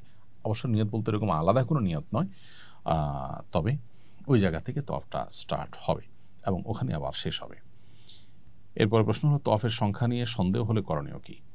তওয়াফের সংখ্যা নিয়ে যদি সন্দেহ হয় যে আমি কয়বার তওয়াফ করেছি, তাহলে সেক্ষেত্রে আমরা কম সংখ্যকটাকে ধরে নেব। ধরুন 5 বার না 6 বার, এটা নিয়ে সন্দেহ হচ্ছে, 5 বার ধরে নেব। 6 বার না 7 বার, এটা নিয়ে সন্দেহ হচ্ছে, তাহলে 6ষ্ঠ বার আমি ধরে নেব। কমটা ধরে নিয়ে আমি তওয়াফ শেষ করব, এবং নামাজের মতো এখানে কোনো সিজদা সুহুর ব্যাপার নেই। তবে চেষ্টা করা উচিত যাতে আমি কোনো প্রকার সন্দেহের মধ্যে না পড়ি এবং ভালো করে যাতে গুনে গুনে করা যায়। তারপরেও সন্দেহ তৈরি হয়ে গেলে আমরা কমটা ধরে ইনশাআল্লাহ তওয়াফ শেষ করব। এরপরে প্রশ্ন হলো নফল তওয়াফের পরেও কি 2 রাকাত নামাজ পড়তে হবে? আল্লাহ রাব্বুল আলামিন কোরআনে কারিমে আমাদেরকে নির্দেশ করেছেন, ওয়াত্তাখিযু মিন মাকামি ইব্রাহিম মুসাল্লা, তোমরা মাকামে ইব্রাহিমের ওই জায়গাতে নামাজ পড়বে, অর্থাৎ ওই জায়গাকে নামাজের জন্য নির্ধারণ করবে আর জায়গায় নামাজ পড়বে। এই জন্য মাকাম ইব্রাহিমকে সামনে রেখে তার আশপাশে নামাজ পড়া এটা সুন্নাত। একেবারে বরাবর সামনে রেখে কাছাকাছি নামাজ পড়ার সুযোগ নেই, আজকাল অনেক ভিড় হয়, এই জন্য আমরা একটু দূর থেকেও মাকাম ইব্রাহিমের কে সামনে রেখে 2 রাকাত নামাজ পড়ার চেষ্টা করবো ইনশাআল্লাহ। যদি একেবারে বরাবর সামনে রেখে পড়া না যায় তাহলে যে কোনো জায়গায় হারামে 2 রাকাত নামাজ পড়লে আদায় হয়ে যাবে। এখন প্রশ্ন হলো, এই যে তওয়াফের পরে 2 রাকাত নামাজ, এটা নফল তওয়াফ যেগুলো হয় আমরা উমরার পর, হজের পর বা তার আগে পরে করে থাকি, মাঝে করে থাকি, সেগুলোর পরে 2 রাকাত পড়তে হবে কিনা? উত্তর হলো হ্যাঁ, নফল তওয়াফের পরেও এই 2 রাকাত নামাজ প্রযোজ্য হবে। অতএব নফল তওয়াফের পরেও আমরা 2 রাকাত নামাজ পড়তে হবে। 2 রাকাতের প্রথম রাকাতে সূরা ইখলাস, সূরা কাফিরুন, কুল ইয়া আইয়ুহাল কাফিরুন, এবং দ্বিতীয় রাকাতে সূরা ইখলাস বা কুল হুয়াল্লাহু আহাদ, এটা পড়াটা উত্তম। অন্যগুলা পড়লেও আদায় হয়ে যাবে। নফল তওয়াফ 7 চক্করের কম করা যায় কিনা? নফল তওয়াফ 7 চক্করের কম করা যায় কিনা, এটা হলো আমাদের মধ্যে ইখতিলাফ আছে। তবে বেশিরভাগ আমাদের মতই হলো যে নফল তওয়াফও 7 চক্কর করতে হবে, 7 চক্করের কম নয়, এবং এটাই নিরাপদ, যার কারণে আমরা নফল তওয়াফ করলেও সেটা 7 চক্কর পূর্ণ করব ইনশাআল্লাহ তাআলা। তওয়াফের মধ্যে ওযু ছুটে গেলে কি পুনরায় তওয়াফ শুরু করতে হবে? তওয়াফের মধ্যে যদি ওযু ছুটে যায় তাহলে আপনি ওযু করতে পারেন। আজকাল মাতাফেরই এক পাশে পেছনের দিকে আসলে ওযু করার জায়গা আছে, নারী পুরুষ জন্য আলাদা ওয়াশরুম না থাকলে ওযুর ব্যবস্থা আছে, সেখান থেকে ওযু করে আমরা যেই অবস্থায় আমার ওযু ছুটেছে যত চক্করের যে জায়গাতে, ঠিক সেখান থেকে আমরা আবার শুরু করব, অর্থাৎ পুনরায় শুরু করা জরুরি নয়। এরপরে প্রশ্ন হলো, তওয়াফের মধ্যে বিরতি দিলে কি তওয়াফ বিশুদ্ধ হবে? তওয়াফের মধ্যে যদি ছোটোখাটো বিরতি হয়, একটু পানি পান করলেন, কোনো কারণে একটু বসতে হলো 1-2 মিনিটের জন্য, অথবা নামাজের ওয়াক্ত হলো, নামাজ পড়ে নিলেন, জামাত দাঁড়ায় যাচ্ছে তখন নামাজ পড়ে নিলেন, তো এরকম ছোটোখাটো বিরতি যদি হয়, ওযু ছুটে গেলে ওযু করে নিলেন, তাতে অসুবিধা নেই। কিন্তু যদি বিরতিটা অনেক বড় হয়, দীর্ঘ হয়, আপনি তওয়াফ 2টা বা 3টা চক্কর দিয়ে চলে গেলেন হোটেলে, রেস্ট শেষ করে ঘুমায় তারপর আসলেন, তাহলে এইটা বিশুদ্ধ হবে না, বরং সেক্ষেত্রে নতুন করে আপনাকে তওয়াফ শুরু করতে হবে। তওয়াফের প্রত্যেক চক্করের জন্য নির্দিষ্ট কোনো দোয়া আছে কিনা? তওয়াফের প্রত্যেক চক্করের জন্য আলাদা কোনো দোয়া নেই, তবে রুকনে ইয়ামানি থেকে মাকাম পর্যন্ত হাজর আসাদ পাথরের যে কোণা, অর্থাৎ কাবার হাজর আসাদ পাথরটা যে কোণাতে আছে তার আগের যে কোণাটা, এই জায়গার মধ্যবর্তী স্থানে আমরা রব্বানা আতিনা ফিদ দুনিয়া হাসানা ওয়া ফিল আখিরাতি হাসানা ওয়া কিনা আযাবান নার, এই দোয়াটা পড়বো। এটি হাদিস আলাদা করে নির্দেশিত। এর বাইরে বাকি জায়গাতে আমরা যে কোনো দোয়া, কোরআন হাদিসে বর্ণিত দোয়া বা নিজের ভাষায় যে কোনো দোয়া আল্লাহর কাছে নিবেদন করতে পারবো। পাশাপাশি এখানে তাসবিহ, তাহলিল, তেলাওয়াত ইত্যাদি, দুরূদ ইত্যাদি আমরা নিবেদন করতে পারবো। অর্থাৎ বিশেষ দোয়া বলতে শুধুমাত্র হাজর আসাদ পাথর যে কোণা আছে সেটি এবং তার আগের কোণা, অর্থাৎ রুকনে ইয়ামানি যেটাকে বলা হয়, এই 2 কোণার মধ্যবর্তী যে জায়গাটা, এখানে আমরা রব্বানা আতিনা ফিদ দুনিয়া হাসানা ওয়া ফিল আখিরাতি হাসানা ওয়া কিনা আযাবান নার, শুধু এটি নির্ধারিত, এটি পড়তে হবে, আর বাকি সময় ঐচ্ছিক। নারীরা মাহরাম ছাড়া একাকী তওয়াফ করতে পারবে কিনা? উত্তর হলো হ্যাঁ, নারীরা মাহরাম ছাড়া একাকী তওয়াফ করতে পারবেন। কেউ মাহরামের সাথে হজে গেছেন, সফরে গেছেন, মাহরাম হোটেলে আছেন, তিনি একাকী তওয়াফ করলেন, বা মাহরাম হারামে আছেন, বসে আছেন, ভদ্রমহিলা তওয়াফ করছেন, একাকী তিনি করতে পারবেন। কিন্তু তার প্রাইভেসিটা গুরুত্বপূর্ণ। তার জন্য যদি রিস্কি হয়, পর্দার খেলাফ হয়, সেখানে অসাধু অসৎ মানুষজন অনেকে সেখানে পকেটমারির জন্য যায়, অন্যান্য খারাপ উদ্দেশ্যে কেউ যেয়ে থাকতে পারে। তো এই জন্য নিরাপদ হয়, ভালো হয় নিজের কোনো মাহরামকে সাথে নিয়ে তওয়াফ করা, এবং তিনি তার সিকিউরিটি এবং সেফটি বিষয়টা দেখা এবং তাকে সাহায্য করা। কিন্তু একাকী তওয়াফ করতে চাইলে, বিশেষ করে তিনি যদি সতর্কতার সাথে নিজের মতো করে করতে চান, করতে পারবেন। এরপরে প্রশ্ন হলো, রমল কি? রমল কিভাবে করতে হয়? রমল হলো তওয়াফের প্রথম 3টি চক্কর একটু জোরে জোরে দেওয়া, একটু দৌড়ে দৌড়ে হাঁটার চেষ্টা করা। এটা বর্তায় হলো আমরা যাওয়ার পর তওয়াফে কুদুম যেটাকে বলা হয়, প্রথম তওয়াফ যেটা, অর্থাৎ প্রথম মক্কায় গিয়ে আমরা উমরার জন্য যে তওয়াফটা করছি, ওই তওয়াফের ক্ষেত্রে এটি প্রযোজ্য হয়, অন্য কোনো তওয়াফের ক্ষেত্রে এটি প্রযোজ্য হয় না। রমল হলো একটু জোরে জোরে দৌড়ানো, এবং এটা যদি সম্ভব না হয় ভিড়ের কারণে, তাহলে একটু দূর দিয়ে দৌড়ানোর ভান করাও উচিত। আর যদি পুরো জায়গায় না হয়, তো যেখানে একটু গ্যাপ থাকে বা মানুষজনের ভিড় কম থাকে, সেখানে একটু হালকা দৌড়ানোর স্টাইলে হাঁটা, এটাই হলো রমল মূলত। তো এটা করা সুন্নাত, এটা ওয়াজিব না অবশ্য, কোনো কারণে ছুটে গেলে হজ বা উমরার অসুবিধা হবে না, কিন্তু ইচ্ছাকৃত এটা ছাড়া উচিত নয়। পুরো সফরে একবারও হাজর আসাদ পাথর চুমু দিতে না পারলে হজ হবে কিনা? উত্তর হলো যে হাজর আসাদ পাথর চুমু দেওয়া এটা আসলে হজ বা উমরা বিশুদ্ধ হওয়ার জন্য কোনো শর্ত নয়, এটা কোনো ফরজ কাজ নয়। যার কারণে পুরো সফরে যদি একবার আমরা হাজর আসওয়াদ পাথর চুমা দিতে না পারি তাতে হয়তো আমরা কোনো অসুবিধা নেই, হয়ে যাবে। বরং চুমু দিতে গেলে পাথর মানুষকে ধাক্কা দিতে হবে, কষ্ট দিতে হবে, এরকম পরিস্থিতি থাকলে সেটা না করাই বরং উত্তম। যদি কেউ পুরো সফরের মধ্যে যখন ফ্রি থাকে, যেমন সকাল 7টা, 6:30, 7টার দিকে, অর্থাৎ ফজর নামাজের 1-1.5 ঘন্টা পর, কিংবা রাত আপনার এশার নামাজের 1-1.5 ঘন্টা পর, এই সময়টাতে তুলনামূলক একটু ভিড় কম থাকে। তো এরকম কোনো একটা সময়ে কেউ যদি চুমু দেওয়ার সুযোগ পান, ভিন্ন কথা, ভালো। কিন্তু না দিতে পারলে তার জন্য তার হজ বা উমরার কোনো অসুবিধা হবে না। হজরে আসওয়াদ পাথর মেয়েদের জন্য চুমু দেওয়ার বিধান কি? তারা সুযোগ পেলে কি চুমু দিতে পারবেন? অবশ্যই মেয়েরাও হজরে আসওয়াদ পাথর চুমু দেওয়ার মতো সুযোগ থাকলে অবশ্যই তারা চুমু দিবেন। নারীদের জন্য এটা পুরুষদের মতোই সুন্নাহ, কিন্তু ওই যে পুরুষদের সাথে ধাক্কাধাক্কি, ভিড়ে অন্যদেরকে কষ্ট দেওয়া, নিজের পর্দা প্রাইভেসি লঙ্ঘন হওয়ার মতো আশঙ্কা যদি থাকে, তাহলে অবশ্যই তারা সেটা অ্যাভয়েড করবেন এবং দূর থেকে ইশারা করে তওয়াফের কাজ শেষ করবেন। ওমর রাদিয়াল্লাহু তাআলা হতে বর্ণিত হাদিসে উল্লেখ আছে, কালো পাথরের কোনো ক্ষমতা নেই, নবীজি চুমু দেওয়াতে তিনিও চুমু দিয়েছেন। তাহলে আবার চুমু দিলে গুনাহ মাফ হয় কিভাবে? দেখুন, এখানে ওমর রাদিয়াল্লাহু তাআলা মূলত বোঝাতে চেয়েছে যে পাথরের বিশেষ কোনো ক্ষমতা নেই যে আমাকে আল্লাহর কাছ থেকে কিছু পাইয়ে দিবে বা আমার কোনো মনের বাসনা পূরণ করবে। এটাকে যেহেতু চুমু দেওয়া সুন্নাহ, অতএব কেউ যেন এটাকেই কোনো ক্ষমতার আধার বা ক্ষমতার কেন্দ্র মনে না করে, সেই জন্য তিনি এটি বলেছেন। আর গুনাহ মাফ করার বিষয়টা তো আল্লাহ তাআলা গুনাহ মাফ করেন, এই কাজটা করলে আল্লাহ তাআলা গুনাহ মাফ করেন, অর্থাৎ এটা পাথরের কোনো ক্ষমতা নয়।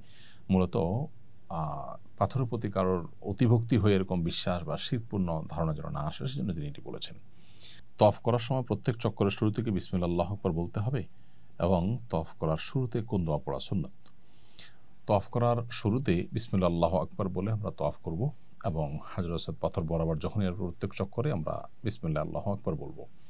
আর প্রথম চক্করে বিসমিল্লাহ আল্লাহু আকবার বলে তওয়াফ যে শুরু করব, এই তওয়াফ শুরু করার পরে আরেকটি বাক্য বলা সুন্নাত, সেটা হলো যে আল্লাহুম্মা ঈমানান বিক ওয়া তাসদীকান বিকিতাবিক ওয়া ওয়াফাআন বিআহদিক ওয়া ইত্তিবাআন লিসুন্নতি নবিয়্যিক মুহাম্মদ সাল্লাল্লাহু আলাইহি ওয়াসাল্লাম। যার অর্থ হলো, হে আল্লাহ, আমি শুরু করছি আপনার প্রতি ঈমান আনয়ন করে, আপনার কিতাবের প্রতি সত্যায়ন করে এবং আপনার ওয়াদা এবং অঙ্গীকারকে পূর্ণ করে এবং আপনার নবীর অনুসরণ করে, এই কথা বলে আমরা তওয়াফ শুরু করব। এটা মুস্তাহাব। যদি কোনো কারণে কেউ বিসমিল্লাহ আল্লাহু আকবার বলতে ভুলে যান বা এই বাক্যগুলো না পড়েন, দোয়াটা না পড়েন, তাতে কোনো অসুবিধা নেই, কারণ এটা ফরজ ওয়াজিব নয়। এরপরে প্রশ্ন হলো, তওয়াফের আগে কি দুখুল মসজিদ পড়তে হবে?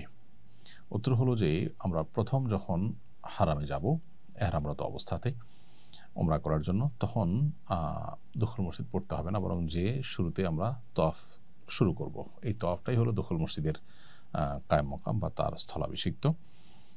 আর যদি অন্য কোনো সময় প্রবেশ করি, অর্থাৎ উমরা শেষ হয়ে গেল, পরবর্তীতে আমরা যখনই যাব তখন আগে দুখুল মসজিদ পড়ব, তারপরে মসজিদে বসবো, সেটা অন্য সাধারণ সময়ের জন্য প্রযোজ্য। বাট প্রথম যখন এহরামপুরে আমরা হারামে যাব উমরা করার উদ্দেশ্যে, তখন তওয়াফ যেটা করবো সেটাই দুখুল মসজিদে, আলাদা করে দুখুল মসজিদ আদায় করতে হবে না। এরপর প্রশ্ন হলো, তওয়াফ করার সময় দলবদ্ধভাবে কারোর নেতৃত্বে দোয়া করা এবং তওয়াফ করা কি উত্তম? তওয়াফটা ইন্ডিভিজুয়াল আমল, প্রত্যেকটা মানুষ ব্যক্তিগতভাবে যার যার মতো করে তওয়াফ করবেন। এক্ষেত্রে একজনের নেতৃত্বে অনেক লোক তওয়াফ করা, এটা বরং অন্যান্য তওয়াফকারীদের জন্য ডিস্টার্বিং হয়, কষ্টের কারণ হয়, ভিড় তৈরি হয়, এই জন্য এটা বরং অ্যাভয়েড করতে পারলে ভালো হয়। বিশেষ করে কেউ একজন দোয়া পড়লেন, তার সাথে সাথে অন্যরা সুরে সুর মিলিয়ে, তালে তাল মিলিয়ে দোয়া পড়লেন, এটাও কোরআন সুন্নাহ বর্ণিত বা নির্দেশিত কোনো বিষয় না, বরং এখানে প্রত্যেকে যার যার মতো দোয়া করবেন। আর আল্লাহর কাছে কায়েম মনোবাক্যে একেবারে দিনহীনভাবে মিসকিনের মতো করে কান্নাকাটি করে সর্বোচ্চ বিনয়ের সাথে দোয়া করার জন্য আসলে একাকিত্বে এবং নির্জনতার সাথে নিজে নিজে দোয়া করাটা সবচেয়ে উত্তম হয়। ওখানে নির্জনতাও তো আর সম্ভব হয় না, অন্তত আশেপাশে পরিচিত লোকজন নিয়ে আপনার তওয়াফ করতে গেলে সেভাবে দোয়া করাটা অনেক সময় সম্ভবপর হয় না। তো সেক্ষেত্রে নিজস্ব লোকজন হারিয়ে যেতে পারেন, সেরকম আশঙ্কা থাকলে তাদেরকে সাথে রাখলাম, কিন্তু একেবারে পুরা গ্রুপের লোকজন কারো নেতৃত্বে সুরে সুর মিলিয়ে দোয়া করতে হবে, এটা দোয়া কোনো সুন্নাহ পদ্ধতি নয়।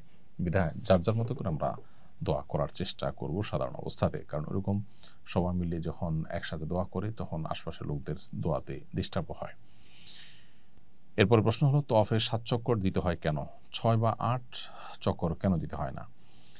দেখুন, এটার ইলম তো একমাত্র আল্লাহ তাআলার কাছে আছে। আল্লাহ আমাদেরকে কোন কাজ কেন করতে বলেছেন, শরীয়ত আমাদেরকে কোন কাজ কেন করতে বলেছেন, নবী সাল্লাল্লাহু আলাইহি সাল্লাম কোন কাজ কেন করতে নির্দেশ করেছেন, সেটার রহস্য একমাত্র আল্লাহ তাআলা ভালো জানেন।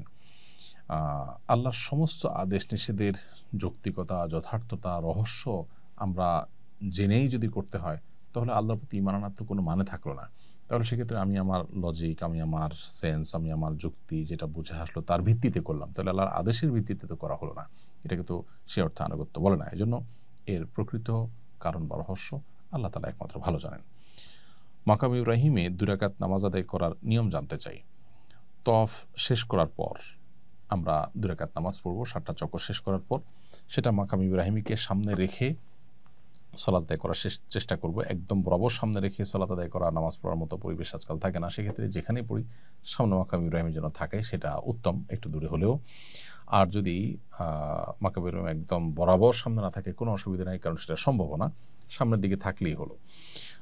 এমনকি সামনের দিকে রেখে নামাজ পড়ার মতো কোনো পরিবেশে যদি না থাকে, তাহলে হারামের যে কোনো জায়গাতে নামাজ পড়লেও নামাজ হয়ে যাবে ইনশাআল্লাহ। এই 2 রাকাত নামাজ, তওয়াফের যে 2 রাকাত নামাজ, তার প্রথম রাকাতে সূরা কুল ইয়া আইয়ুহাল কাফিরুন, দ্বিতীয় রাকাতে সূরা কুল হুয়াল্লাহু আহাদ পড়াটা উত্তম, মুস্তাহাব। কোনো কারণে সেটা যদি মিস হয়ে যায়, ভুলে যাই আমরা, অন্য কোনো সূরা দিয়ে পড়ি, তাতেও কোনো অসুবিধা নেই। কিভাবে কোরবানি করা উত্তম? এজেন্সিতে বা ব্যাংকে জমা দেওয়া নাকি অন্য কোনো উপায়? দেখুন, কোরবানির বিষয়টি প্রত্যেকটা মানুষের ব্যক্তিগত ব্যাপার। কোরবানি আপনি কিভাবে করবেন? আমি তো বলি যে সবচেয়ে ভালো হয় মক্কায় যদি আপনার কোনো পরিচিত প্রবাসী লোকজন থাকেন, তাদেরকে দায়িত্ব দিলেন, কোরবানির দিন তারা যে একটা পশু কিনলেন এবং পশু কিনে কোনো স্লটার হাউসে নিয়ে সেটা জবাই করলেন। আপনার পক্ষ থেকে আপনাকে জানা দিলেন যে কোরবানি হয়ে গেছে। গোশতগুলো তিনি তার বাসায় নিয়ে গেলেন, বাচ্চা কাউকে দিলেন, যেটা খুশি করলেন। এটা হলো সবচেয়ে ভালো যদি সেই সুযোগটা থাকে।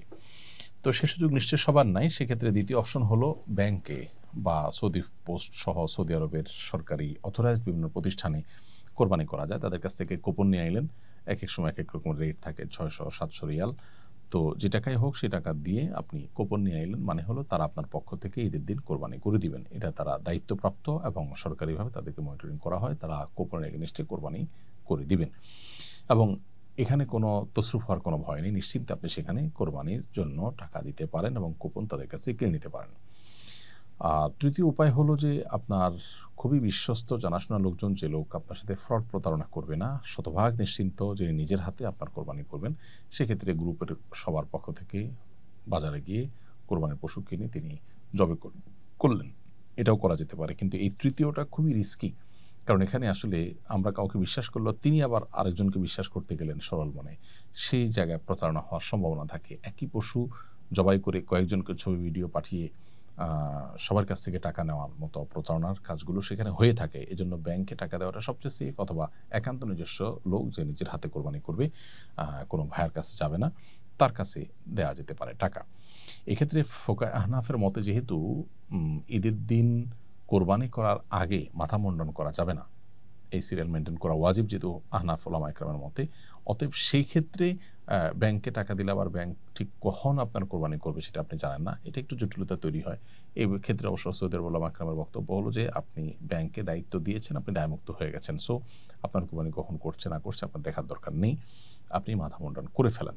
বাট ওলামায়ে আহনাফ কোরবানি নিশ্চিত হওয়ার আগে মাথা মুন্ডন করতে নিষেধ করেন। সেজন্য যদি ব্যাংকে দেন তাহলে আপনাকে একটা সার্টেন টাইম অপেক্ষা করতে হবে যে এর মধ্যে কোরবানি হয়ে গেছে নিশ্চিত, তারপর আপনি মাথা মুন্ডন করলেন, অথবা আপনি নিজ দায়িত্বে কাউকে দিয়ে কোরবানি করালেন। এটা হলো ওলামা আহনাফের মতে। অবশ্য সৌদির ওলামা ইকরামের মতে এই সিরিয়াল মেনটেন করা আবশ্যক নয়, বিধায় আপনি ব্যাংকে দেওয়াটা সবচেয়ে সেফ, অথবা নিজ হাতে কোরবানি করবেন এরকম কারো কাছে টাকা দিলেন, সেটা হলো নিরাপদ। সাফা মারওয়া সাই করার নিয়ম কি?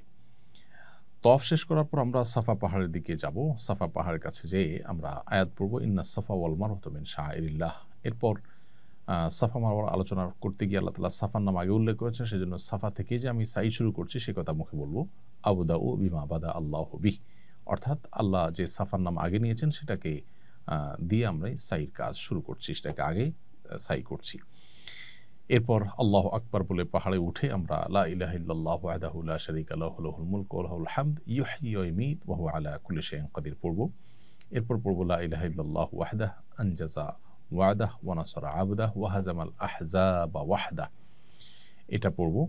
এরপর কেবলামুখী হয়ে কাবা যদি দেখা যায় কাবার দিকে ফিরে, আর দেখা না গেলে সেদিকে ফিরে দুই হাত তুলে আল্লাহর কাছে মন ভরে যে কোনো দোয়া আল্লাহর কাছে নিবেদন করবো। এটা দোয়া কবুলের জায়গা। কিছুক্ষণ দোয়া করার পর আবার আমরা পড়বো লা ইলাহা ইল্লাল্লাহু ওয়াহদাহু লা শারীকা লাহু লাহুল মুলকু ওয়া লাহুল হামদু ইউহয়ী ওয়া ইয়ুমীতু ওয়া হুয়া আলা কুল্লি শাইইন কাদির লা ইলাহা ইল্লাল্লাহু ওয়াহদাহু আনজাযা ওয়া'দাহু ওয়া নাসারা আবদাহু ওয়া হাযামাল আহজাবা ওয়াহদাহু। এরপর আবার দোয়া করব।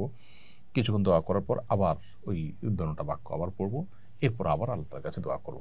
এইভাবে দোয়া করে তারপর আমরা মারওয়া পাহাড়ের দিকে যাব। মারওয়া পাহাড়ে যাওয়ার পর সেখানে উঠে আবার এই লা ইলাহা ইল্লাল্লাহু ওয়াহদাহু লা শারীকা লাহু লাহুল মুলকু ওয়া লাহুল হামদু ওয়া হুয়া আলা ইউহয়ী ওয়া ইয়ুমীতু ওয়া হুয়া আলা কুল্লি শাইইন কাদির লা ইলাহা ইল্লাল্লাহু ওয়াহদাহু আনজাযা ওয়া'দাহু ওয়া নাসারা আবদাহু ওয়া হাযামাল আহজাবা ওয়াহদাহু। এটা পড়ে আবার কিবলামুখী হয়ে দোয়া করব এবং কিছুক্ষণ দোয়া করার পর আবার এটা পড়ব, আবার দোয়া করব। এভাবে তিনবার দোয়া, তিনবার এই বাক্যগুলো পাঠ করব। এরপরে মারওয়া পাহাড় দিকে আসবো। সাফা থেকে মারওয়া গেলাম, একটা চক্কর হলো। মারওয়া থেকে সাফা আসলাম, আরেকটা চক্কর হবো। সাফা থেকে শুরু হবে, মারওয়া শেষ হবে। এবং এই যে দোয়া করা, এটা প্রত্যেক চক্করেই কিন্তু দোয়া প্রযোজ্য। এবং তিনবার দোয়া, তিনবারে বাক্যগুলো পাঠ করা, এটা বেশিরভাগ হাজি সাহেবরা জানেন না বা করেন না।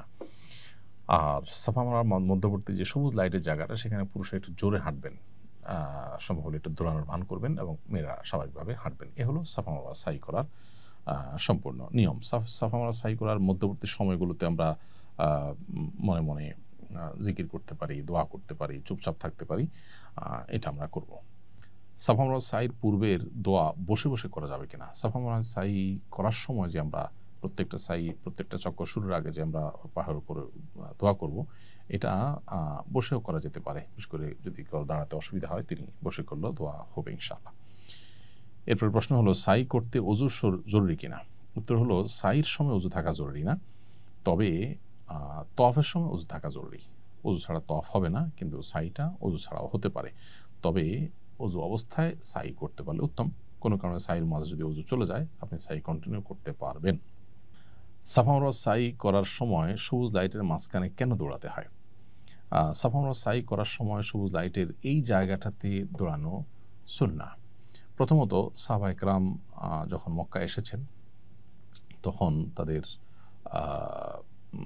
ক্ষীণকায় দেখে মদিনায় তারা গিয়ে অনেক অসুস্থ হয়েছে নানা কারণে। সেখানকার এনভায়রনমেন্ট তাদের শ্যুট করেনি।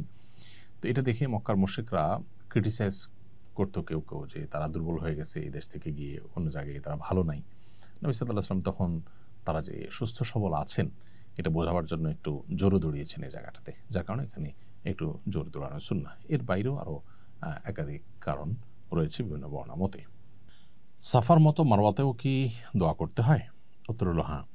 সাফাতে যেরকম আমরা কেবলামুখী হয়ে দোয়া করব, মারওয়াতেও একইভাবে দোয়া করব। এবং সাফাতে যেরকম আমরা তিনবার দোয়া করব, তিনবার দোয়ার আগের বাক্যগুলো পড়ব, মারওয়াতেও একইভাবে তিনবার দোয়ার আগের বাক্যগুলো পড়ে তিন দফায় দোয়া করব। বাক্যগুলো পড়া দোয়া, আবার বাক্যগুলো পড়া দোয়া, এভাবে 3 দফা করব। এটা আমরা অনেকেই খেয়াল করি না এবং মিস করি। এই জায়গাটা দোয়া কবুলের গুরুত্বপূর্ণ জায়গা, আল্লাহর নিদর্শনসমূহের মধ্যে থেকে একটি। আল্লাহ তাআলা বলেছেন, ইন্নাস সাফা ওয়াল মারওয়াতা মিন শাআইরিল্লাহ। সাফা মারওয়া আল্লাহ তাআলার নিদর্শনসমূহের মধ্যে থেকে অন্যতম। সো সাফা মারওয়া উভয়টির উপরই একইভাবে দোয়া এবং দোয়ার আগের বাক্যগুলো পাঠ করার এই সুন্নাহটা আমাদের পালন করতে হবে প্রত্যেক চক্করেই। সাই করার সময় কি দোয়া করতে হয়? সাই করার সময় বিশেষ কোনো দোয়া নেই, তবে সবুজ লাইটের মধ্যবর্তী জায়গা যখন আমরা জোরে হাঁটবো, তখন রব্বি গফির ওয়ারহাম ইন্নাকা আনতাল আযুল আকরাম, হে আল্লাহ আপনি ক্ষমা করুন এবং রহম করুন, আপনি সবচেয়ে মহান, পরাক্রমশালী এবং সবচেয়ে সম্মানিত। এই দোয়া পাঠ করবো আমরা, রব্বি গফির ওয়ারহাম ইন্নাকা আনতাল আযুল আকরাম। এটা সবুজ লাইটের জায়গাটাতে। তার আগে পরে বাকি সময়টাতে আমরা মনমতো যে কোনো জিকির আজকার করতে পারি, দোয়া করতে পারি, সেটা ঐচ্ছিক। সাফা মারওয়া সাই করার পর কোনো নামাজ পড়তে হবে কিনা? উত্তর হলো, তওয়াফের পর যেরকম 2 রাকাত নামাজ আছে, সাফা মারওয়া সাই করার পর কোনো নামাজ পড়তে হবে না। এরপর প্রশ্ন হলো, নিজে হালাল না হয়ে অন্যের চুল কাটা যাবে কিনা? উত্তর হলো, হজের যাবতীয় কার্যক্রম বা উমরার যাবতীয় কার্যক্রম করার পর নিজে এখনও চুল কাটেননি বা চুল চাষেননি, এ অবস্থায় আপনি আরেকজনের চুল চেঁচে দিতে পারবেন বা কেটে দিতে পারবেন। যেমন স্বামী এখনও নিজের চুল চাষেন নাই, স্ত্রীর চুলের অগ্রভাগ কেটে দেওয়ার কাজটা তিনি করতে পারবেন, বা এক মহিলা অন্য মহিলাকে করতে পারবেন। একই কাজ পুরুষরা পরস্পরের ক্ষেত্রেই করতে পারবেন। মেয়েদের চুল কতটুকু কাটতে হবে? মেয়েদের চুল টেনে একদম মাথা এনে সেখানে 1 কর পরিমাণ কাটলেই চলবে। 1 কর বা 1 ইঞ্চি পরিমাণ কেটে ফেললে যথেষ্ট হবে। এবং সবগুলো চুল থেকেই কাটা গেল কিনা এটা নিশ্চিত হওয়া জরুরি না। এখানে কিছু চুল, যদি কয়েকটা চুল যদি বাদ যায়, মিস হয়, তাতে অসুবিধা নেই। 1/4 বা এর বেশি চুল কেটে ফেললেই চলবে। অতএব মাথার চুলকে টেনে ধরে একেবারে অগ্রভাগের আগের অংশের 1 ইঞ্চি পরিমাণ কেটে ফেলবে। নিজের চুল নিজে কাটা বা স্ত্রীর চুল কেটে দেওয়া যাবে কিনা? উত্তর হলো হ্যাঁ, করা যাবে, কোনো অসুবিধা নেই। একজন মুহরিম ইহরামরত অবস্থায় নিজের মাথার চুল নিজে চাঁচতে পারবেন, কোনো অসুবিধা নেই। আবার তিনি তার সহযাত্রী হজযাত্রী কারোর চুল কেটে দিতে পারবেন, স্বামী স্ত্রীরটা কেটে দিতে পারবেন, স্ত্রী স্বামীটা কেটে দিতে পারবেন, অর্থাৎ নিজে হালাল হওয়া ছাড়া আরেকজনটা কাটলে বা নিজেরটাও কাটলে কোনো অসুবিধা নেই। বদলি হজের নিয়ম ও বিধান জানতে চাই। বদলি হজের নিয়ম হলো, যে ব্যক্তি শারীরিকভাবে হজ করতে অপারগ, মক্কায় গিয়ে হজ করার সামর্থ্য একেবারেই নেই, কিন্তু আর্থিকভাবে সামর্থ্যবান, মৃত্যুর আগ পর্যন্ত আর সামর্থ্য তার হওয়ার কোনো আলামতও নয় বা সুযোগও নাই, সম্ভাবনাও নাই, তাহলে সেক্ষেত্রে তার জন্য কাউকে বদলি হজ করানো, কাউকে দিয়ে এটা তার জন্য আবশ্যক। কেউ যদি জীবদ্দশায় ওসিয়ত করে যান যে আমি জীবদ্দশায় হজ করতে না পারলে আমার মৃত্যুর পর আমার সম্পদ থেকে হজ করানোর ব্যবস্থা করবে, তাহলে তার বদলি হজ করানো, তার টাকা দিয়ে, তার সম্পদ দিয়ে এটা আবশ্যক। আর এছাড়া কেউ তার মৃত বাবা মা বা যে কোনো ব্যক্তির তরফ থেকে বদলি হজের ব্যবস্থা করতে পারবে, বিশেষ করে যিনি হজে যেতে সামর্থ্যবান নন তার তরফ থেকে, সেটা মৃত ব্যক্তি হতে পারেন, তার তরফ থেকে কেউ যদি নিজস্ব উদ্যোগে নিজের টাকায় হজের ব্যবস্থা করেন, তাহলে সেটা নফল হজ হিসাবে হবে এবং সেটা বদলি হজ করা যাবে। একজন মানুষ সুস্থ সবল, তিনি সামর্থ্যবান, তিনি যদি কাউকে দিয়ে বদলি হজ করান, তাহলে সেক্ষেত্রে তার যে ফরজ হজ সেটা আদায় হবে না, তার ফরজ হজ তাকে আদায় করতে হবে। অপারগ হলে সম্পূর্ণরূপে, তখন তার পক্ষ থেকে বদলি হজ করলে সেটা তার হজ আদায় হবে। আর যিনি বদলি হজ করবেন তার নিজের হজ আগে করবেন, তারপর তিনি বদলি হজ করবেন। কারণ নবী করিম সাল্লাল্লাহু আলাইহি সাল্লাম এক ব্যক্তিকে দেখলেন, তিনি একজনের বদলি হজ করছেন, তার ভাই সুবরমার তরফ থেকে হজ করছেন, এরকম নিয়াত করছেন। নবী সাল্লাল্লাহু আলাইহি সাল্লাম তখন তাকে বললেন, তুমি নিজের হজ করেছো কিনা? লোকটি বললেন না। তখন বললেন, তুমি আগে নিজের হজ করো, তারপর তোমার ভাই সুবরমার তরফ থেকে হজ করবে। এই জন্য যিনি বদলি হজ করবেন তিনি তার নিজের হজটা আগে করে তারপরে অন্য কারো বদলি হজ করবেন। আর বদলি হজের নিয়ম সাধারণ হজের মতোই, শুধুমাত্র যখন এহরাম নিয়ত করবেন তখন লব্বাইকা আন অমুক এভাবে বলবেন, অমুকের পুত্র অমুকের তরফ থেকে আল্লাহ লব্বাইক, এরকম বলবেন এবং মনে মনে তার তরফ থেকে যে এহরাম বাঁধছেন এটুকু নিয়ত করবেন শুরুতে। এরপরে বাকি কাজগুলো সব সাধারণভাবেই করবেন, দোয়া নিজের জন্য এবং ওই ব্যক্তির জন্য এবং অন্যদের জন্য করতে পারবেন। এরপরে প্রশ্ন হলো, মৃত মানুষের বদলি হজের কোরবানি দেওয়া লাগবে কিনা? মৃত মানুষের জন্য যদি হজ করেন, সেক্ষেত্রে সাধারণ হজের মতোই এফরাদ হলে আপনার সেক্ষেত্রে কোরবানি লাগবে না। আর তামাত্তু কিংবা কেরান হজ যদি করেন, তাহলে সেক্ষেত্রে যথানিয়মে আপনাকে কোরবানি করতে হবে। কোন কোন শ্রেণীর মানুষের তরফ থেকে বদলি হজ করা যায়? এর উত্তর হলো, হজ ফরজ হওয়ার পর কেউ সুযোগ পেয়েও হজ করেননি, মারা গেছেন, এই ব্যক্তির তরফ থেকে তার ওয়ারিসরা উদ্যোগ নিয়ে হজ করতে পারেন। আশা করা যায় আল্লাহ তাআলা তাকে দায়মুক্ত করবেন মৃত ব্যক্তিকে। আর হজ ফরজ হওয়ার পর কেউ নিরাপত্তার কারণে হজ যেতে পারছেন না, এমন কোনো পরিস্থিতি আছেন যে হজে তার যাওয়ার কোনো সুযোগ নেই, নিরাপত্তাহীনতা ভুগছেন, এরকম বিশেষ কোনো কেস যদি কারোর তৈরি হয়, তাহলে তার তরফ থেকে বদলি হজের ব্যবস্থা করা যাবে। আর যদি কেউ এমন কোনো রোগে আক্রান্ত হন যেটা থেকে আসলে আর সুস্থ হওয়ার আশঙ্কা নেই, যেমন বার্ধক্যজনিত সমস্যা, হজ ফরজ হয়েছে, তার এই পরিমাণ টাকা হয়েছে, কিন্তু আসলে আর্থিক সঙ্গতি থাকলেও শারীরিক সেই সামর্থ্য আর নেই এবং সুস্থ হওয়ার আশাও নাই, এরকম যদি হয়, তাহলে তার তরফ থেকে বদলি হজ করানো যাবে। একটু অসুবিধা হতে পারে, একটু কষ্ট হতে পারে, এই অজুহাতে বদলি হজ করলে কিন্তু তার দায়মুক্ত হবেন না তিনি। মহিলারা মাহরাম নেই, উপযুক্ত কোনো মাহরাম নেই, এরকম যদি হয়, তাহলে সেক্ষেত্রে তিনিও বদলি হজের উদ্যোগ নিতে পারেন। সরকারি নিয়মের বাধ্যবাধকতার কারণে কেউ হজে যেতে পারছেন না, এরকম ব্যক্তির তরফ থেকেও বদলি হজ করা যেতে পারে। জুতা পরে তওয়াফ ও সাই করা যাবে কিনা? উত্তর হলো যে, জুতা যদি পবিত্র থাকে তাহলে এটা পরে তওয়াফ সাই করতে অসুবিধা নেই। তবে এহরামরত অবস্থায় যে তওয়াফটা হয়, সেই তওয়াফ যদি হয়, যেটা ফরজ তওয়াফ ওমরা বা হজের ক্ষেত্রে, সেই তওয়াফ যদি হয়, তাহলে জুতা এমন হতে হবে যে জুতায় যে পায়ের উঁচু অংশটা, সেটা অনেক আমাদের মতে টাকনুগিরা, আবার অনেকের মতে হলো উপরের পিঠের অংশটা, এটা যেন ঢাকা না থাকে, সেরকম স্যান্ডেল পরে করতে পারেন। আর নফল তওয়াফের ক্ষেত্রে যে কোনো জুতা পরে তিনি তওয়াফ করতে পারেন, যে জুতা পাক থাকে, পবিত্র থাকে। তবে আজকাল হারামে দোতলায় বা উপরে আপনার এই যে জায়গাতে মানুষ তওয়াফ করে, সেই জায়গাতে আবার নামাজে পড়া হয়, অতএব একান্ত প্রয়োজন না হলে জুতা পরে তওয়াফ না করাই উচিত। কারণ হলো জুতা পরে তওয়াফ করার কারণে ওই জায়গাটা ধুলায় ভরে যায়, অনেকেই জুতা পরে সেখানে, এবং অনেকে পরার কারণে জুতা ভরে যায়, সেখানে মানুষের সিজদা দিতে অসুবিধা হয়, আল্লাহর ঘরের সম্মানেরও খেলাফ। সেজন্য এটা অ্যাভয়েড করতে পারলে ভালো হয়। কিন্তু কারো যদি পায়ে অসুবিধা হয়, তিনি পবিত্র জুতা পরে তওয়াফ করতে পারবেন। আর নফল তওয়াফ হলে সেক্ষেত্রে তো মুজা পরেও তওয়াফ করতে কোনো অসুবিধা নেই। এরপরের প্রশ্ন হলো, আরাফা ও মুজদালিফায় অবস্থানকালে তায়াম্মুম করে সালাত পড়তে পারবে কিনা? আরাফা বা মুজদালিফা অবস্থানকালে যথারীতি অজু করে নামাজ পড়তে হবে। যদি পানির কোনো ব্যবস্থা না থাকে, অন্য সাধারণ অবস্থাতে যখন তায়াম্মুম করা যায় সেরকম পরিস্থিতি তৈরি হলে তখন তায়াম্মুম এখানেও করা যাবে। কিন্তু ভিড় আছে এই অজুহাতে পানি দিয়ে অজু না করে তায়াম্মুম করার সুযোগ নেই। আরাফার ময়দানে গোসল করা যাবে কিনা? উত্তর হলো, আরাফার ময়দানে গোসল করা শুধু যাবেই নয়, বরং বেশিরভাগ ফুকাহা একরামের মতে আরাফার ময়দানে গোসল করা মুস্তাহাব। একটু ফ্রেশনেস আসবে, দোয়াতে মনোযোগ আসবে, সেজন্য গোসল করা মুস্তাহাব। অবশ্য গোসল করার মতো পরিবেশ না থাকলে গোসল করার জন্য বিশেষভাবে কষ্ট না করলেও চলবে। মা বোনদের জন্য গোসল করার মতো ভালো পরিবেশ আজকাল থাকে না, যার কারণে পর্দার বিধান লঙ্ঘন করে তারা গোসল করতে যাওয়ার দরকার নেই।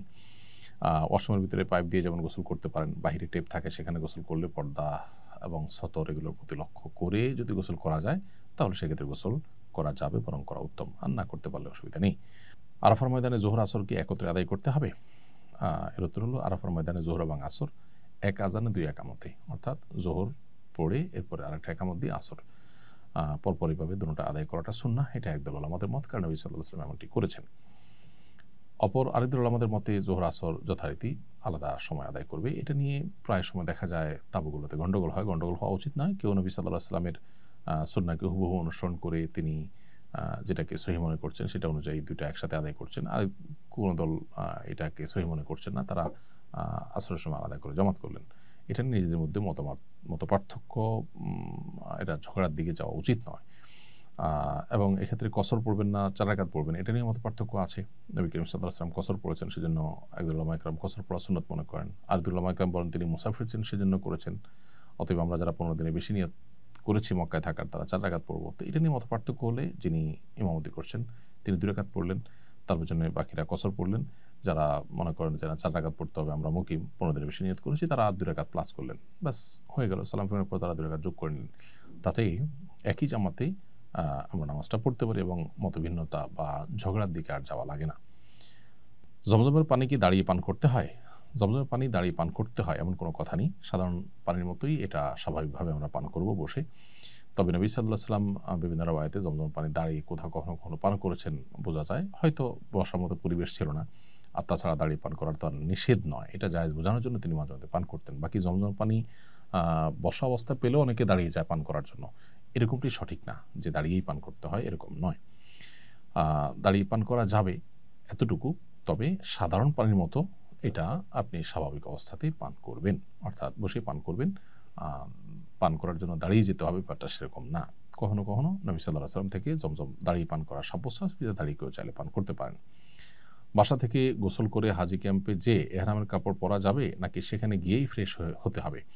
আপনি বাসা থেকেই ফ্রেশ ট্রেশ হয়ে তারপরে এহরামের কাপড় পরে যেতে পারেন, বিশেষ করে শেষের দিকে যদি যান, সময় কম থাকে। আর যদি প্রচুর সময় হাতে নিয়ে যান তাহলে হাজি ক্যাম্পে সব ব্যবস্থায় আছে বিধায় সেখানে গিয়ে আপনি চাইলে ফ্রেশ হওয়ার কাজটা করতে পারেন, গোসল করার কাজটা করতে পারেন, এহরামের পর সেখানে গিয়ে করতে পারেন। অথবা বাসা থেকে আপনি নখলম ইত্যাদি পরিষ্কার করে গেলেন, আর ওখানে গিয়ে আপনি গোসল করে এহরামের কাপড় পরে নিলেন, এটাও করা যেতে পারে। জামার আশেপাশে পড়ে থাকা পাথর কুড়িয়ে জামারায় পাথর মারা যাবে কিনা? উত্তর হলো যাবে, কোনো অসুবিধা নেই। তবে উত্তম হলো মুজদালিফা থেকে পাথর নিয়ে আসা। যদি আপনার পাথর টান থাকে, পড়ে যায়, আনতে ভুলে যান, এখান থেকে পাথর নিয়ে মারলেও আপনার জামারার পাথর মারার কাজটি আদায় হয়ে যাবে। জামারা নিক্ষেপের জন্য প্রয়োজনীয় অতিরিক্ত পাথর কুড়ানো যাবে কিনা? উত্তর হলো যাবে, তবে আপনার যে কয়টা পাথর লাগে সে কয়টা নেওয়াই ভালো। যদি 2-4টা বেশি হয়ে যায় বা সতর্কতামূলক 2-4টা বেশি নেন তাতে অসুবিধা নেই। অনেকে সুগন্ধিযুক্ত তেল ব্যবহার করতে হয় এবং এই তেল ব্যবহার না করলে তাদের মাথা ঘোরায়, মাথা ব্যথা হয়। এক্ষেত্রে তাদের করণীয় কী? উত্তর হলো যে অনিবার্য যদি হয় যে তেল ব্যবহার করা ছাড়া তিনি সুস্থ থাকতে পারেন না, অসহনীয় কষ্ট হয়, তাহলে তিনি ব্যবহার করতে পারেন, কিন্তু তাকে এর কারণে কিন্তু ফিদিয়া দিতে হবে। আর যদি ব্যাপারটা এরকম হয় যে এত বেশি কষ্ট হয় না, একটু কষ্ট হয়, তাহলে তাকে অবশ্যই এই সুগন্ধিযুক্ত তেল ব্যবহার করা থেকে বিরত থাকতে হবে, যেহেতু সুগন্ধ জাতীয় কোনো বিষয় ব্যবহার করা বা কোনো কিছু ব্যবহার করা জায়েজ নয় এহরামরত অবস্থাতে। আর ফিদিয়া হলো 3টা রোজা রাখা, কিংবা 6 জন মিসকিনকে খাদ্য দেওয়া, কিংবা একটা পশু জবাই করে মক্কায় মিসকিনদের মধ্যে বন্টন করা, গোশতের বন্টন করার ব্যবস্থা করা। হজে মহিলাদের মুখে নেকাব পরা নিষেধ কেন? আল্লাহ তাআলা একমাত্র ভালো জানেন। তবে পুরুষদের জন্য সেলাইবিহীন পোশাক পরা, মেয়েদের জন্য মুখে আপনার নেকাব না লাগানো, এগুলো স্বাভাবিক এবং সরলভাবে আল্লাহর সামনে নিজেকে উপস্থাপন করার জন্য, মানুষের মৃত্যু পরবর্তী অবস্থাকে স্মরণ করিয়ে দেয় আমাদের এহরামের শুভ্র সাদা এবং স্বাভাবিক পোশাক আশাক।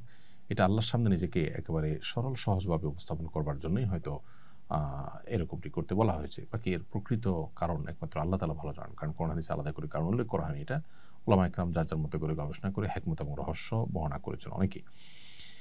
হজের সময় কোরবানি অর্থাৎ দমের শূকর দিলে দেশে আবার কোরবানি দিতে হবে কিনা? উত্তর হলো, হজের সময় আমরা যে কোরবানি দেই, এই কোরবানিটা হলো মূলত, আমরা কোরবানি বললেও এটা মূলত দমের শূকর বা আল্লাহর কৃতজ্ঞতা আদায় করে পশু জবে।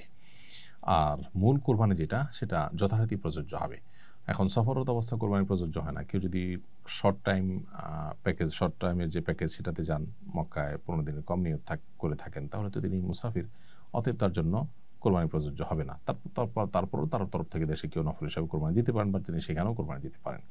আর যারা 15 দিনের বেশি নিয়ত করবেন, সাধারণ প্যাকেজ যাবেন, তারা তো অবশ্যই মুকিমের বিধান অন্তর্ভুক্ত ফোকে হানাফের মত অনুযায়ী। সো তাদের পক্ষ থেকে কোরবানি আলাদা দিতে হবে, আর হজের যে কোরবানি অর্থাৎ দমের শূকর, সেটা আলাদা দিতে হবে।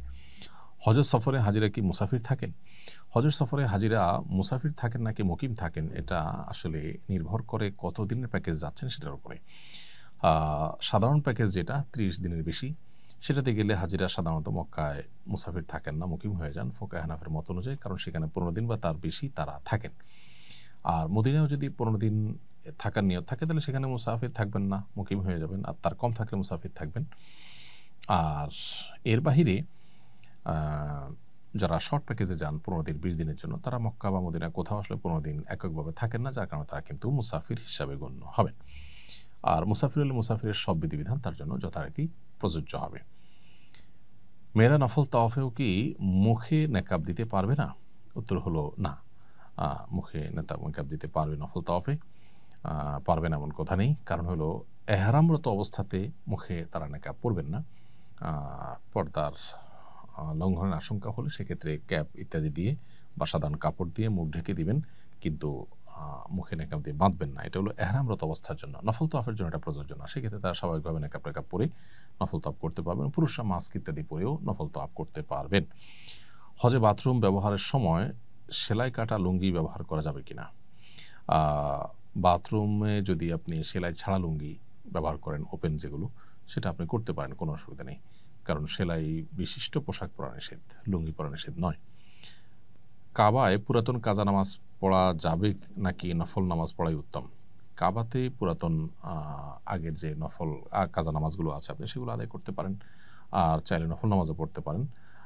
কাজা নামাজ থাকলে আগে কাজা নামাজ পড়েই তারপর নফল নামাজ পড়াটা উত্তম। সন্দেহাতীতভাবে সেটাকে অগ্রাধিকার দেওয়া উচিত কাজা নামাজকে। মক্কায় 1 রাকাতে 1 লাখ রাকাতের সওয়াব কি শুধু মসজিদে হারামেই হবে, নাকি হোটেলের নামাজ পড়লেও একই সওয়াব হবে? এটা নিয়ে ভিন্ন মত আছে। অনেকে বলেছেন যে মসজিদে হারামের জন্যই খাস, কারণ হাদিসে মসজিদ শব্দটি আছে। আবার অনেকে বলেছেন হারাম এরিয়ার মধ্যেই, হারামের এরিয়া যে অর্থাৎ হারামের যে পুরো সীমানা বিশাল বড় কয়েক মাইল জুড়ে, এই পুরোটার মধ্যেই একই ফজিলত প্রযোজ্য। এই দ্বিতীয় মতটা অধিকতর গ্রহণযোগ্য বিধায় আপনার হারামের এরিয়াতে হোটেলেও কেউ যদি নামাজ পড়েন, ইনশাআল্লাহ বিদিনিল্লাহ তিনি 1 রাকাতে 1 লাখ রাকাতের সওয়াব পাবেন। এবং এ ব্যাপারে সৌদি আরবের স্থায়ী কমিটির যে ফতোয়া বিষয়ক যে স্থায়ী কমিটি রয়েছে, তাদের ফতোয়াও একই রকম। ছেলেদের ক্ষেত্রে এহরাম অবস্থায় রঙিন গামছা পরে গোসল করতে পারবে কিনা? উত্তর হলো হ্যাঁ, করা যাবে, কোনো অসুবিধা নেই। কারণ গামছা এটা সেলাই বিশিষ্ট কোনো পোশাক নয়, বরং এটা ওপেন থাকে, বিধায় গামছা পরে আমরা গোসল করতে পারবো। ছেলেরা হোক মেয়েরা হোক সবাই করতে পারবেন। এবং এক্ষেত্রে রঙিন হোক, অন্য কোনো এক কালার হোক, সাদা হোক, তাতে কিছু আসে যায় না।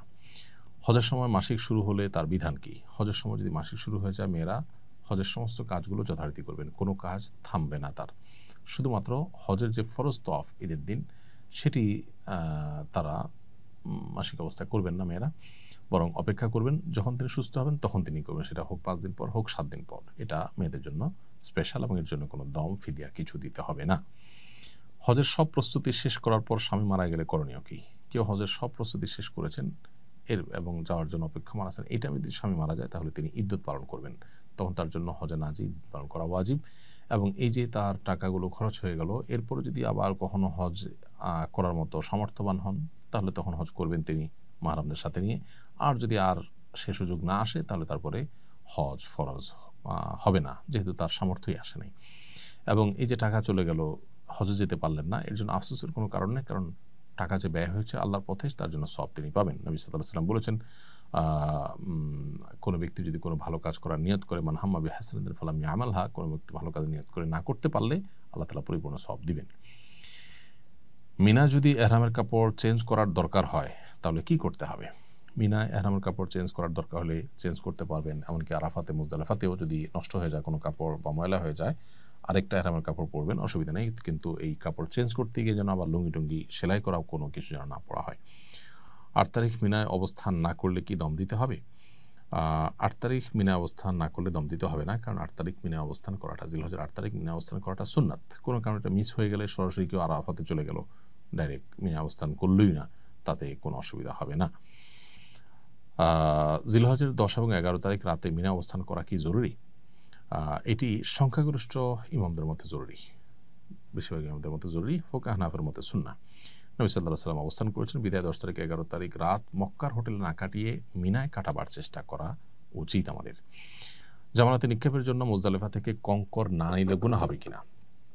জামারাতে নিক্ষেপের জন্য মুজদালিফা থেকে কঙ্কর নেওয়াটা উত্তম, মুস্তাহাব, কিন্তু অন্য কোনো জায়গা থেকে, মিনা থেকে নিলেও আপনার জামারাতে পাথর মারা আদায় হয়ে যাবে, তাতে অসুবিধা নেই। তবে একেবারে জামরার কাছাকাছি, জামরার সামনে থেকে একান্ত নিরুপায় না হলে, প্রয়োজন না হলে সেখান থেকে না নেওয়া উচিত, একটু দূর থেকে মিনা থেকে নেওয়া উচিত। আর সবচেয়ে ভালো মুজদালিফা থেকে, তাহলে মুজদালিফা থেকে নেওয়া উত্তম। কোনো কারণে মিস হলে মিনার অন্য কোনো জায়গা থেকে নেবেন, কিন্তু একেবারে ঠিক জামরার সামনে থেকে করানোটা অনুত্তম, অনুচিত, মাকরুহ। যে জিকির বা দোয়া সাফা মারওয়ায় পড়া হয় সেগুলো বাংলায় করা যাবে কিনা? সাফা মারওয়ায় যে বাক্যগুলো পাঠ করা হয়, লা ইলাহা ইল্লাল্লাহু ওয়াহদাহু লা শারীকা লাহু লাহুল মুলকু ওয়া লাহুল হামদু ইউহয়ি ওয়া ইয়ুমীতু ওয়া হুয়া আলা কুল্লি শাইইন কাদির, লা ইলাহা ইল্লাল্লাহু ওয়াহদাহু আনজাযা ওয়া'দাহু ওয়া নাসারা আবদাহু ওয়া হাযামাল আহজাবা ওয়াহদাহু, এগুলো হাদিসে যেভাবে বর্ণিত হয়েছে ঠিক এভাবে পাঠ করাটাই উত্তম, বাংলা না করে। যদি কেউ এটা না পারেন, কোনো হয় বাংলা পড়ে ফেলেন, হয়ে যাবে, বাট অবশ্যই উচিত এবং উত্তম হলো হাদিসের টেক্সট হুবহু পাঠ করা। আর দোয়ার বিষয়টা হলো, দোয়া আপনি নিজের ভাষায় করতে পারেন, কোনো অসুবিধা নেই। সেটা আপনি বাংলা ভাষায়, অন্য কোনো ভাষায় করলেন এবং কোরআন হাদিসের দোয়ার ভাষায় নিজের মন মতো দোয়া করলেন, সেটা আপনি করতে পারেন। 11 বা 12 জিলহজের দিন পাথর মারার সময় কখন শুরু হয় এবং কখন শেষ হয়? উত্তর হলো, 10 জিলহজ বা ঈদের দিন যে পাথর মারা, সেটা তো সকাল থেকেই আমরা পাথর মারতে পারি, সকাল থেকেই পাথর মারার সময়। আর 11-12 জিলহজ হলো জোহরের ওয়াক্ত হওয়ার পর থেকে পাথর মারার সময় শুরু হয়। সূর্য ডুবার আগে আগে মারতে হয়, যদি ভিড়ের কারণে সূর্য ডুবার পরে মারা লাগে তাতেও আদায় হয়ে যায়, কিন্তু সময়টা শুরু হবে জোহরের ওয়াক্ত হওয়ার পর 11-12 জিলহজ। অতএব এই 2 দিন 11, 12 বা 13 তারিখেও যদি কেউ থাকেন, সেই দিনগুলোতে পাথর নিক্ষেপ করতে হবে জোহরের ওয়াক্ত হওয়ার পর থেকে। হজে যাওয়ার আগে সাধারণত ঋণ থাকলে সেগুলো শোধ করে যেতে বলা হয়, কিন্তু জীবনে অনেক বান্দার হক নষ্ট করেছি, সব মনে নেই, চিনি না কিংবা এখন আর যোগাযোগ নেই, এই ঋণ কিভাবে শোধ করব? এর উত্তর হলো, অজানা মানুষদের ঋণ পরিশোধ করার জন্য আনুমানিক কত টাকা হতে পারে, সে পরিমাণ টাকা গরিব দুঃখীদেরকে দান করে দিবেন তাদের তরফ থেকে। ঋণ যারা পাবেন, যাদের কাছে আপনি ঋণী, সেই পাওনাদারদের তরফ থেকে নিয়ত করবেন আল্লাহ এর সবটা তাদের আমল নাম আপনি দিয়ে দেন, এভাবে দিলে আপনি দায়মুক্ত হবেন ইনশাআল্লাহ। বাংলাদেশের কোনো হাজি লাগেজে তামাক পাতা, জর্দা কিংবা গুল নিয়ে যান, মাঝে মধ্যে তারা সৌদি ইমিগ্রেশনে ধরাও পড়েন, এ বিষয়ে হাজিদের প্রতি বিশেষ কোনো নির্দেশনা দিবেন? হ্যাঁ, এটা আমাদের একেবারেই অনুচিত। অনেক হাজি সাহেবরা তামাক পাতা, সাদা পাতা, জর্দা, গুল এগুলো নিয়ে যান। সৌদি আরবে মাদকদ্রব্যের মধ্যে এই তামাক জাতীয় এই জিনিসগুলোকে গণ্য করা হয়, যার কারণে এয়ারপোর্টে হ্যাসেলের শিকার হন। এবং সেই সাথে এই জিনিসগুলো পান করার ব্যাপারে যেহেতু ওলামা একরাম এটিকে কঠোরভাবে নাজায়েজ এবং হারাম বলেন এবং মাদকদ্রব্যের মধ্যেই ফেলেন, অতএব এগুলো অ্যাভয়েড করা উচিত।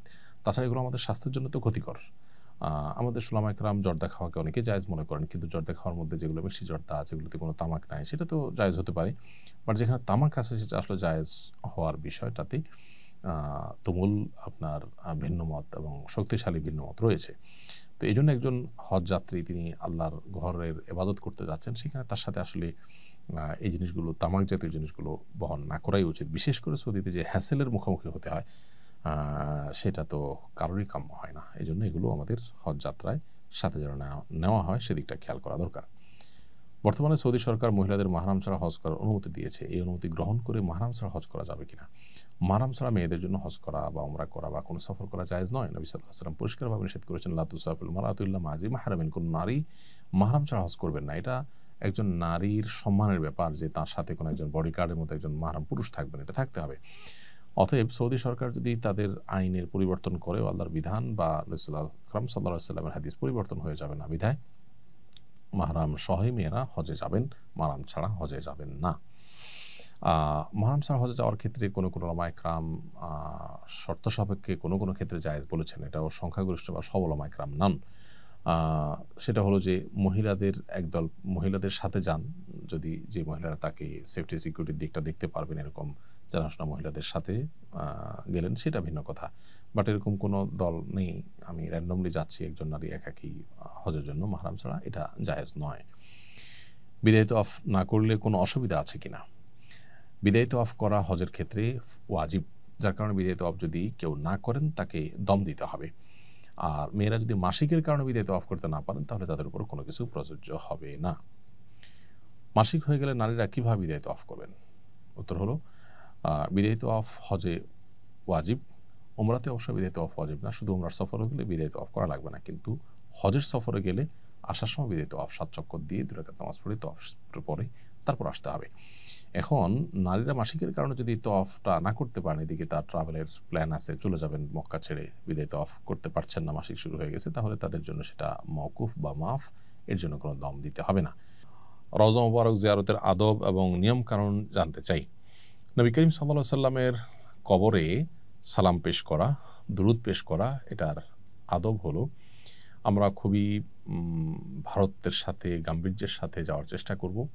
সেখানে গিয়ে আপনার হৈ হুল্লোড় করা, এটা নিশ্চয়ই কবর জিয়ারতের আদব নবী সাল্লাল্লাহু আলাইহি সাল্লামের শানের খেলাফ হবে এবং আদবের পরিপন্থী হবে। অনেকে সেখানে গিয়ে উকিঝুঁকি মারেন, যেহেতু তাঁর কবরটা হয়েছে আমাদের আয়েশা রাদিয়াল্লাহু তাআলা আনহার ঘরে, এটা আয়েশা রাদিয়াল্লাহু তাআলা আনহার ঘর, অতএব এখানে উকিঝুঁকি মারা তার ঘরে উকিঝুঁকি মারার মতো। আর উকিঝুঁকি মেরে আসলে আমরা দেখতেও পাবো না, কারণ ওখানে নবী সাল্লাল্লাহু আলাইহি সাল্লামের কবরের এবং ওই যে বাহিরের যে বেড়াটা, এটার মাঝে আরও ওয়াল আছে, যার কারণে দেখা যায়ও না, যাবেও না। আর আরেকটা বিষয় হলো যে সেখানে অনেকে বেশ আপনার উৎসাহ ভরে ছবি, ভিডিও এবং লাইভ করতে থাকেন।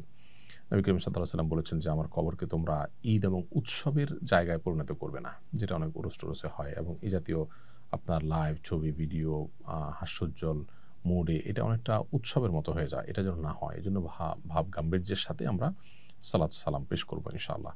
সেখানে আসসালাতু ওয়াসসালামু আলাইকা ইয়া রাসূলুল্লাহ বললে সালাত সালাম আদায় হয়ে যাবে।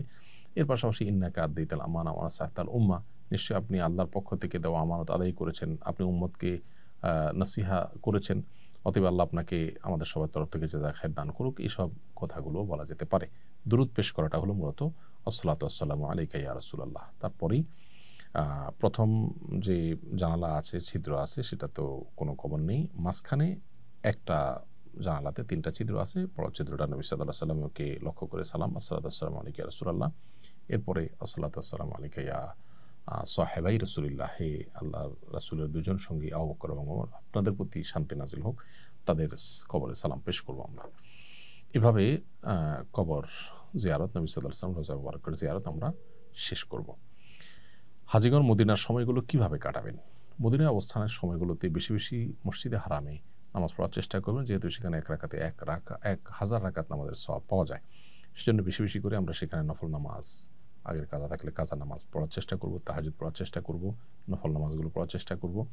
সেই সাথে রাসূল আকরাম সাল্লাল্লাহু আলাইহি ওয়াসাল্লামের কবরে আমরা সালাম পেশ করব, রিয়াদুল জান্নাতে সুযোগ পেলে নামাজ পড়ব, সুযোগ না পাইলে তাতে কোনো অসুবিধা নেই, কিন্তু রাসূল সাল্লাল্লাহু আলাইহি ওয়াসাল্লামের কবরে আমরা থেকে থেমে মাঝে মধ্যে সালাম পেশ করব যে কদিন থাকি মদিনাতে।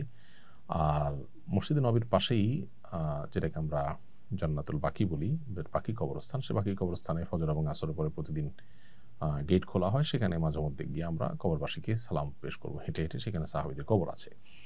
এছাড়া মদিনাতে অবস্থানকালীন সময়ে মাঝে মধ্যে কুবার মসজিদে যেয়ে সেখানে 2 রাকাত নামাজ পড়ার চেষ্টা করব, সেটি একটা ওমরার সওয়াব এনে দিবে আমাদেরকে, এবং নবী সাল্লাল্লাহু আলাইহি ওয়াসাল্লাম সেটি করতেন।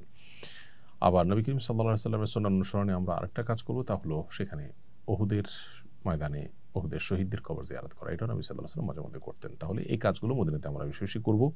এর বাইরে মদিনা অবস্থাকালীন সময় সালাত এবং সালাম নবী সাল্লাল্লাহু আলাইহি ওয়াসাল্লামের প্রতি দুরূদ পেশ করা, বিশেষভাবে তার মহব্বত যেন হয়, তার সিরাত ইত্যাদি পাঠ করার মাধ্যমে আমরা কাটাতে পারি সময়গুলো। রিয়াদুল জান্নাতে নামাজ না পড়লে কোনো অসুবিধা আছে কিনা? মদিনায় মসজিদে নববীতে রিয়াদুল জান্নাহ যেটি অর্থাৎ নবী সাল্লাল্লাহু আলাইহি ওয়াসাল্লামের কবর এবং তার মিম্বরের মধ্যবর্তী জায়গাটাকে তিনি বলেছেন রাউদাতুম মিন রিয়াদিল জান্নাহ, জান্নাতের বাগানসমূহের মধ্যে থেকে একটি বাগান।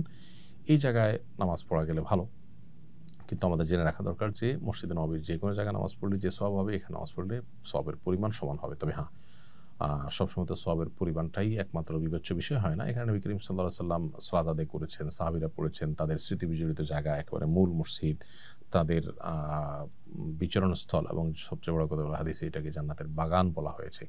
সো সেখানে দোয়া করা, সেখানে নামাজ পড়া নিশ্চয়ই আমাদের বাড়তি আগ্রহের কারণ থাকতে পারে। কোনো কারণে যদি করা না যায় তাতে আমাদের হজ হবে না, সফর হবে না, ব্যাপারটা সেরকম নয়, কোনো অসুবিধা তাতে নেই। মদিনায় 40 ওয়াক্ত নামাজ পড়া কি জরুরি? হজ কিংবা উমরার সফরে মদিনায় মসজিদে নববীতে 40 ওয়াক্ত নামাজ পড়তেই হবে, না পড়লে হজ বা উমরার সফর ত্রুটিপূর্ণ হবে, এরকম কোনো কথা নেই। তবে বিশুদ্ধ হাদিসে মদিনায় 40 ওয়াক্ত নামাজ আদায় করার ফজিলত বর্ণিত হয়েছে। বিধায় যদি এভাবে কোনো ট্রাভেল প্ল্যান করা যায় যে মদিনায় 40 ওয়াক্ত নামাজ পড়া যাবে, তাহলে সেটা ভালো হয়। কোনো কারণে সেটা না করা গেলে পেরেশান হওয়ার কারণ নেই, কারণ উমরা বা হজে এতে কোনো অসুবিধা হবে না। তিরমিজিতে বর্ণিত হয়েছে, আনাস বিন মালিক রাদিয়াল্লাহু তাআলা বর্ণনা করেছেন যে নবী সাল্লাল্লাহু আলাইহি ওয়াসাল্লাম বলেছেন, মান সাল্লা ফি মসজিদি আরবাঈনা সালাতান লা তাফুতুহু সালাহ, যে ব্যক্তি আমার মসজিদে অর্থাৎ মসজিদে নববীতে 40 ওয়াক্ত নামাজ পড়বে টানা এবং মাঝে কোনো সালাত মিস হবে না, সে ব্যক্তির মুনাফিকি থেকে মুক্তি, আযাব থেকে মুক্তি এবং জাহান্নাম থেকে মুক্তির পরওয়ানা তার জন্য আল্লাহর পক্ষ থেকে ঘোষণা দেওয়া হবে। এই জন্য এই ফজিলত পাওয়ার জন্য 40 ওয়াক্ত নামাজ পড়তে পারলে অবশ্যই ভালো। কোন হজকে মাবরুর হজ বলে এবং মাবরুর হজের ফজিলত কি? নবী করিম সাল্লাল্লাহু আলাইহি ওয়াসাল্লাম বলেছেন, আল হাজ্জুল মাবরুর লাইসা লাহুল জাযাউ ইল্লাল জান্নাহ, মাবরুর হজের বিনিময় জান্নাত ছাড়া কিছুই নয়। মাবরুর হজ বা কোন হজটা মাবরুর হবে? এর উত্তর হলো যে মাবরুর শব্দের অর্থ পুণ্যে ভরা, বিররুন থেকে মাবরুর, পুণ্য দিয়ে ভরা বা পুণ্য দিয়ে ঘেরা, এটাকে মাবরুর বলা হয়। যে হজে পুণ্য থাকে, অর্থাৎ পুণ্য দিয়ে যে হজ ঘেরা থাকে, পরিপূর্ণ থাকে, পুণ্যে ভরা থাকে যে হজ, সেটাই মাবরুর হজ। এখন এর কোনো ক্রাইটেরিয়া আছে কিনা যে কি পরিমাণ পুণ্য হলে সেটাকে মাবরুর হজ বলা যাবে? উত্তর হলো যে হজে আসলে কোনো গুনাহ নেই, কোনো পাপাচার নেই, হজে যে নিষিদ্ধ বিষয়গুলো আছে সেগুলো থেকে বিরত থাকার বিষয়ে সচেতন থাকা গেছে এবং ভালো কাজ দিয়ে হজের পুরো সফরকে মোড়ানো গেছে, সেটাই মাবরুর হজ। ধরুন এখলাস না থাকা, লোক দেখানো, লৌকিকতা, এটা গুনাহের কথা, অতএব এটা থেকে মুক্ত থাকা, এটা মাবরুর হজের জন্য পূর্ব শর্ত। ঠিক একইভাবে আমরা যখন হজ করব তখন নবী সাল্লাল্লাহু আলাইহি ওয়াসাল্লাম একটা হাদিস মাথায় রাখবো, তিনি বলেছেন, মান হাজ্জা ফালাম ইয়ারফুস ফালাম ইয়াফসুক রাজাআ কায়মা ওয়ালাদাতু উম্মু, যে ব্যক্তি হজ করলো এবং হজ করতে গিয়ে নারী ঘটিত বা যৌনতার সংশ্লিষ্ট কোনো গুনাহ এটাতে জড়ালো না এবং কোনো প্রকার সাধারণ পাপাচারও করলো না, অন্য পাপাচারও করলো না, এগুলো থেকে যে বিরত থাকলো, সে ব্যক্তি মায়ের পেট থেকে সদ্য ভূমিষ্ঠ হওয়া শিশুর মতো নিষ্পাপত্ব নিয়ে ফিরে আসে। তো হজ করার সময় ঝগড়াঝাটি করা কোরআনে নিষেধ করেছেন আল্লাহ তাআলা। আর এই যে যৌনতা সংশ্লিষ্ট ক্রিয়া কর্ম, সেগুলো থেকে বিরত থাকা ইহরামরত অবস্থাতে, এবং এর বাইরে অন্যান্য যে গুনাহগুলো আছে, চোখের গুনাহ সহ নানাবিধ গুনাহ সেখানে হতে পারে, সেগুলো থেকে বিরত থাকতে পারলে সে হজটা হজে মাবরুর হবে ইনশাআল্লাহ তাআলা। এছাড়া পুরো হজ জুড়ে মানুষের উপকার করা, কল্যাণ করা, সবর করা, এগুলোর মধ্য দিয়ে ইনশাআল্লাহ হজটা মাবরুর হয়ে উঠবে। মহিলাদের জন্য হজের সময় মেকআপ বা প্রসাধনী ব্যবহার করা জায়েজ কিনা? মেয়েরা হজের সময় ইহরামরত অবস্থাতেও কোনো প্রসাধনী ব্যবহার করতে চাইলে করতে পারবেন, তবে সাদাসিধে সময় কাটানো এটাই হলো ইহরামরত অবস্থার মূল প্রতিপাদ্য, সেটা মাথায় রাখা দরকার। সেই সাথে সুগন্ধি ছাড়া কোনো প্রসাধনী থাকলে ব্যবহার করতে পারেন। যে প্রসাধনী ব্যবহার করলে সুগন্ধ সেখানে আছে, সুগন্ধি আছে সেখানে, সেটা ব্যবহার করা যাবে না, সেটা ইহরামের নিষিদ্ধ বস্তুর আওতায় পড়বে। এটা হলো ইহরামরত অবস্থা। এছাড়া হজের সময়ের মধ্যে তিনি যদি করেন, সেক্ষেত্রে রুম থেকে বাহিরে সুগন্ধযুক্ত কিছু ব্যবহার করে গেলে, সেটা আশপাশ অন্য পুরুষদের নাক পর্যন্ত গেলে, সেটা অবশ্যই নিষিদ্ধের আওতায় পড়বে। এছাড়া সাধারণ মেকআপ তিনি ইহরামের বাইরে করতে পারেন। ইহরাম অবস্থায় রক্ত বের হলে করণীয় কি? দেখুন, কাটা ছেঁড়া বা নাক থেকে, মুখ থেকে যদি রক্ত বের হয় ইহরামত অবস্থায়, তাতে ইহরামের কোনো ক্ষতি হবে না, ওযু ছুটে যাবে। যদি রক্ত বের হয়ে গড়িয়ে পড়ে তাহলে সেক্ষেত্রে ওযু পুনরায় করতে হবে, ওযু ভঙ্গ হবে। কিন্তু এহরামের কোনো ক্ষতি হবে না। এহরামের কাপড় লেগে গেলে, যেখানে লেগে গেলে সেই জায়গাটা ধুয়ে ফেললে হবে, নাপাক। আর সামান্য একদম ছিটা 1-2 ফোঁটা ছিটা পড়ছে, তাতে অসুবিধা নেই।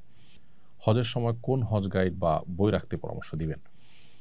আমি পরামর্শ দিব যে হজের সময় আপনি হজের বিস্তারিত বিধিবিধান সম্বলিত কোনো কোরআন হাদিসের আলোকে লিখিত অথেন্টিক কোনো বই সাথে রাখুন। আমরা সুন্নাহ ফাউন্ডেশন থেকে এক নজরে হজের একটা ছোট্ট পুস্তিকা তৈরি করেছি, যেখানে ডে বাই ডে প্রতিদিনের করণীয়গুলো সব বলা আছে। সেটা আপনার সাথে থাকতে পারে। আপনি উমরাও কীভাবে করবেন একটা বই আছে আমাদের, সেটা রাখতে পারেন সাথে। এছাড়া মক্কা এবং মদিনার বিস্তারিত আপনার হিস্ট্রি উঠে আসছে এরকম বই পুস্তক, সচিত্র বই পুস্তক আজকাল বাজারে পাওয়া যায়, সেগুলো কোনোটার সাথে থাকতে পারে। তাতে আপনি ইবাদত বন্দেগী মক্কা মদিনা যেখানে যেখানে করবেন রিলেট করতে পারবেন, আপনি তৃপ্তি পাবেন আলাদা। এর পাশাপাশি বিশেষভাবে একটা কোরআনের অনুবাদ সংক্ষিপ্ত তাফসীর সহকারে একটা সিরাত গ্রন্থ সাথে নিয়ে গেলে পুরো সফরে আপনি সেটা পড়ে শেষ করলেন। তাতে সিরাতের ইতিহাসের সাথে সেখানে আপনার অবস্থানের সাথে অনেক কিছু মেলাতে পারবেন, যেটা আপনার আলাদা তৃপ্তি দিবে, আপনাকে ইবাদতের প্রতি আগ্রহ জাগ্রত করবে ইনশাআল্লাহ তাআলা। অতএব সেগুলো আপনি সাথে নিয়ে যেতে পারেন। হজ শেষ করার পর দেশে কিভাবে হজের শিক্ষা নিজের জীবনে বাস্তবায়ন করা যেতে পারে? হজের মাধ্যমে যেহেতু আল্লাহ তাআলা হজ যাত্রীকে, হাজিকে নিষ্পাপত্ব দান করেন, সেজন্য তিনি দেশে আসার পর নিষ্পাপত্ব ধরে রাখার চেষ্টা করবেন, গুনাহমুক্ত জীবন যাপন করার চেষ্টা করবেন।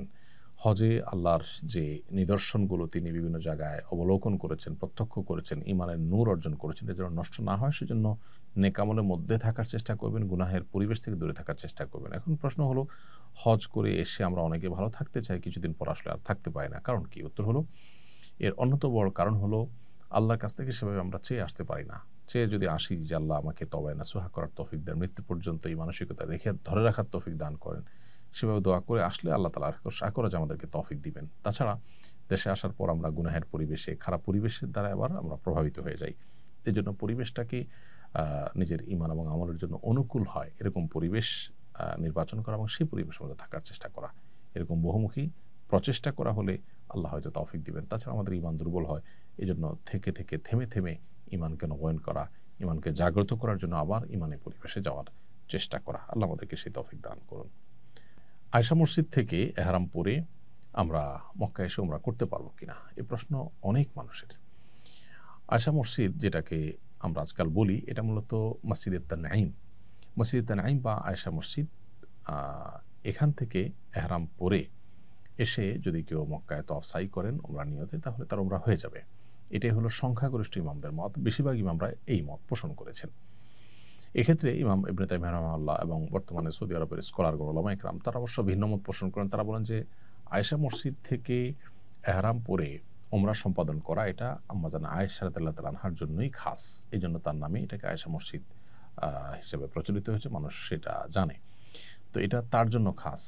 তার সঙ্গে থাকা সাহাবী বা পরবর্তী সাহাবীরা কেউ সেখান থেকে এহরাম পরেছেন এরকম সাব্যস্ত হয়নি, সেজন্য এই জায়গা থেকে এহরাম পরা যাবে না। এহরাম পড়তে হবে মিকাত থেকে। নির্দিষ্ট মিকাতের মধ্যে আয়েশা মসজিদের কথাটি উল্লেখ নেই, বিধায় এখান থেকে সাধারণ অবস্থাতে এহরাম পরে উমরা করলে উমরা হবে না।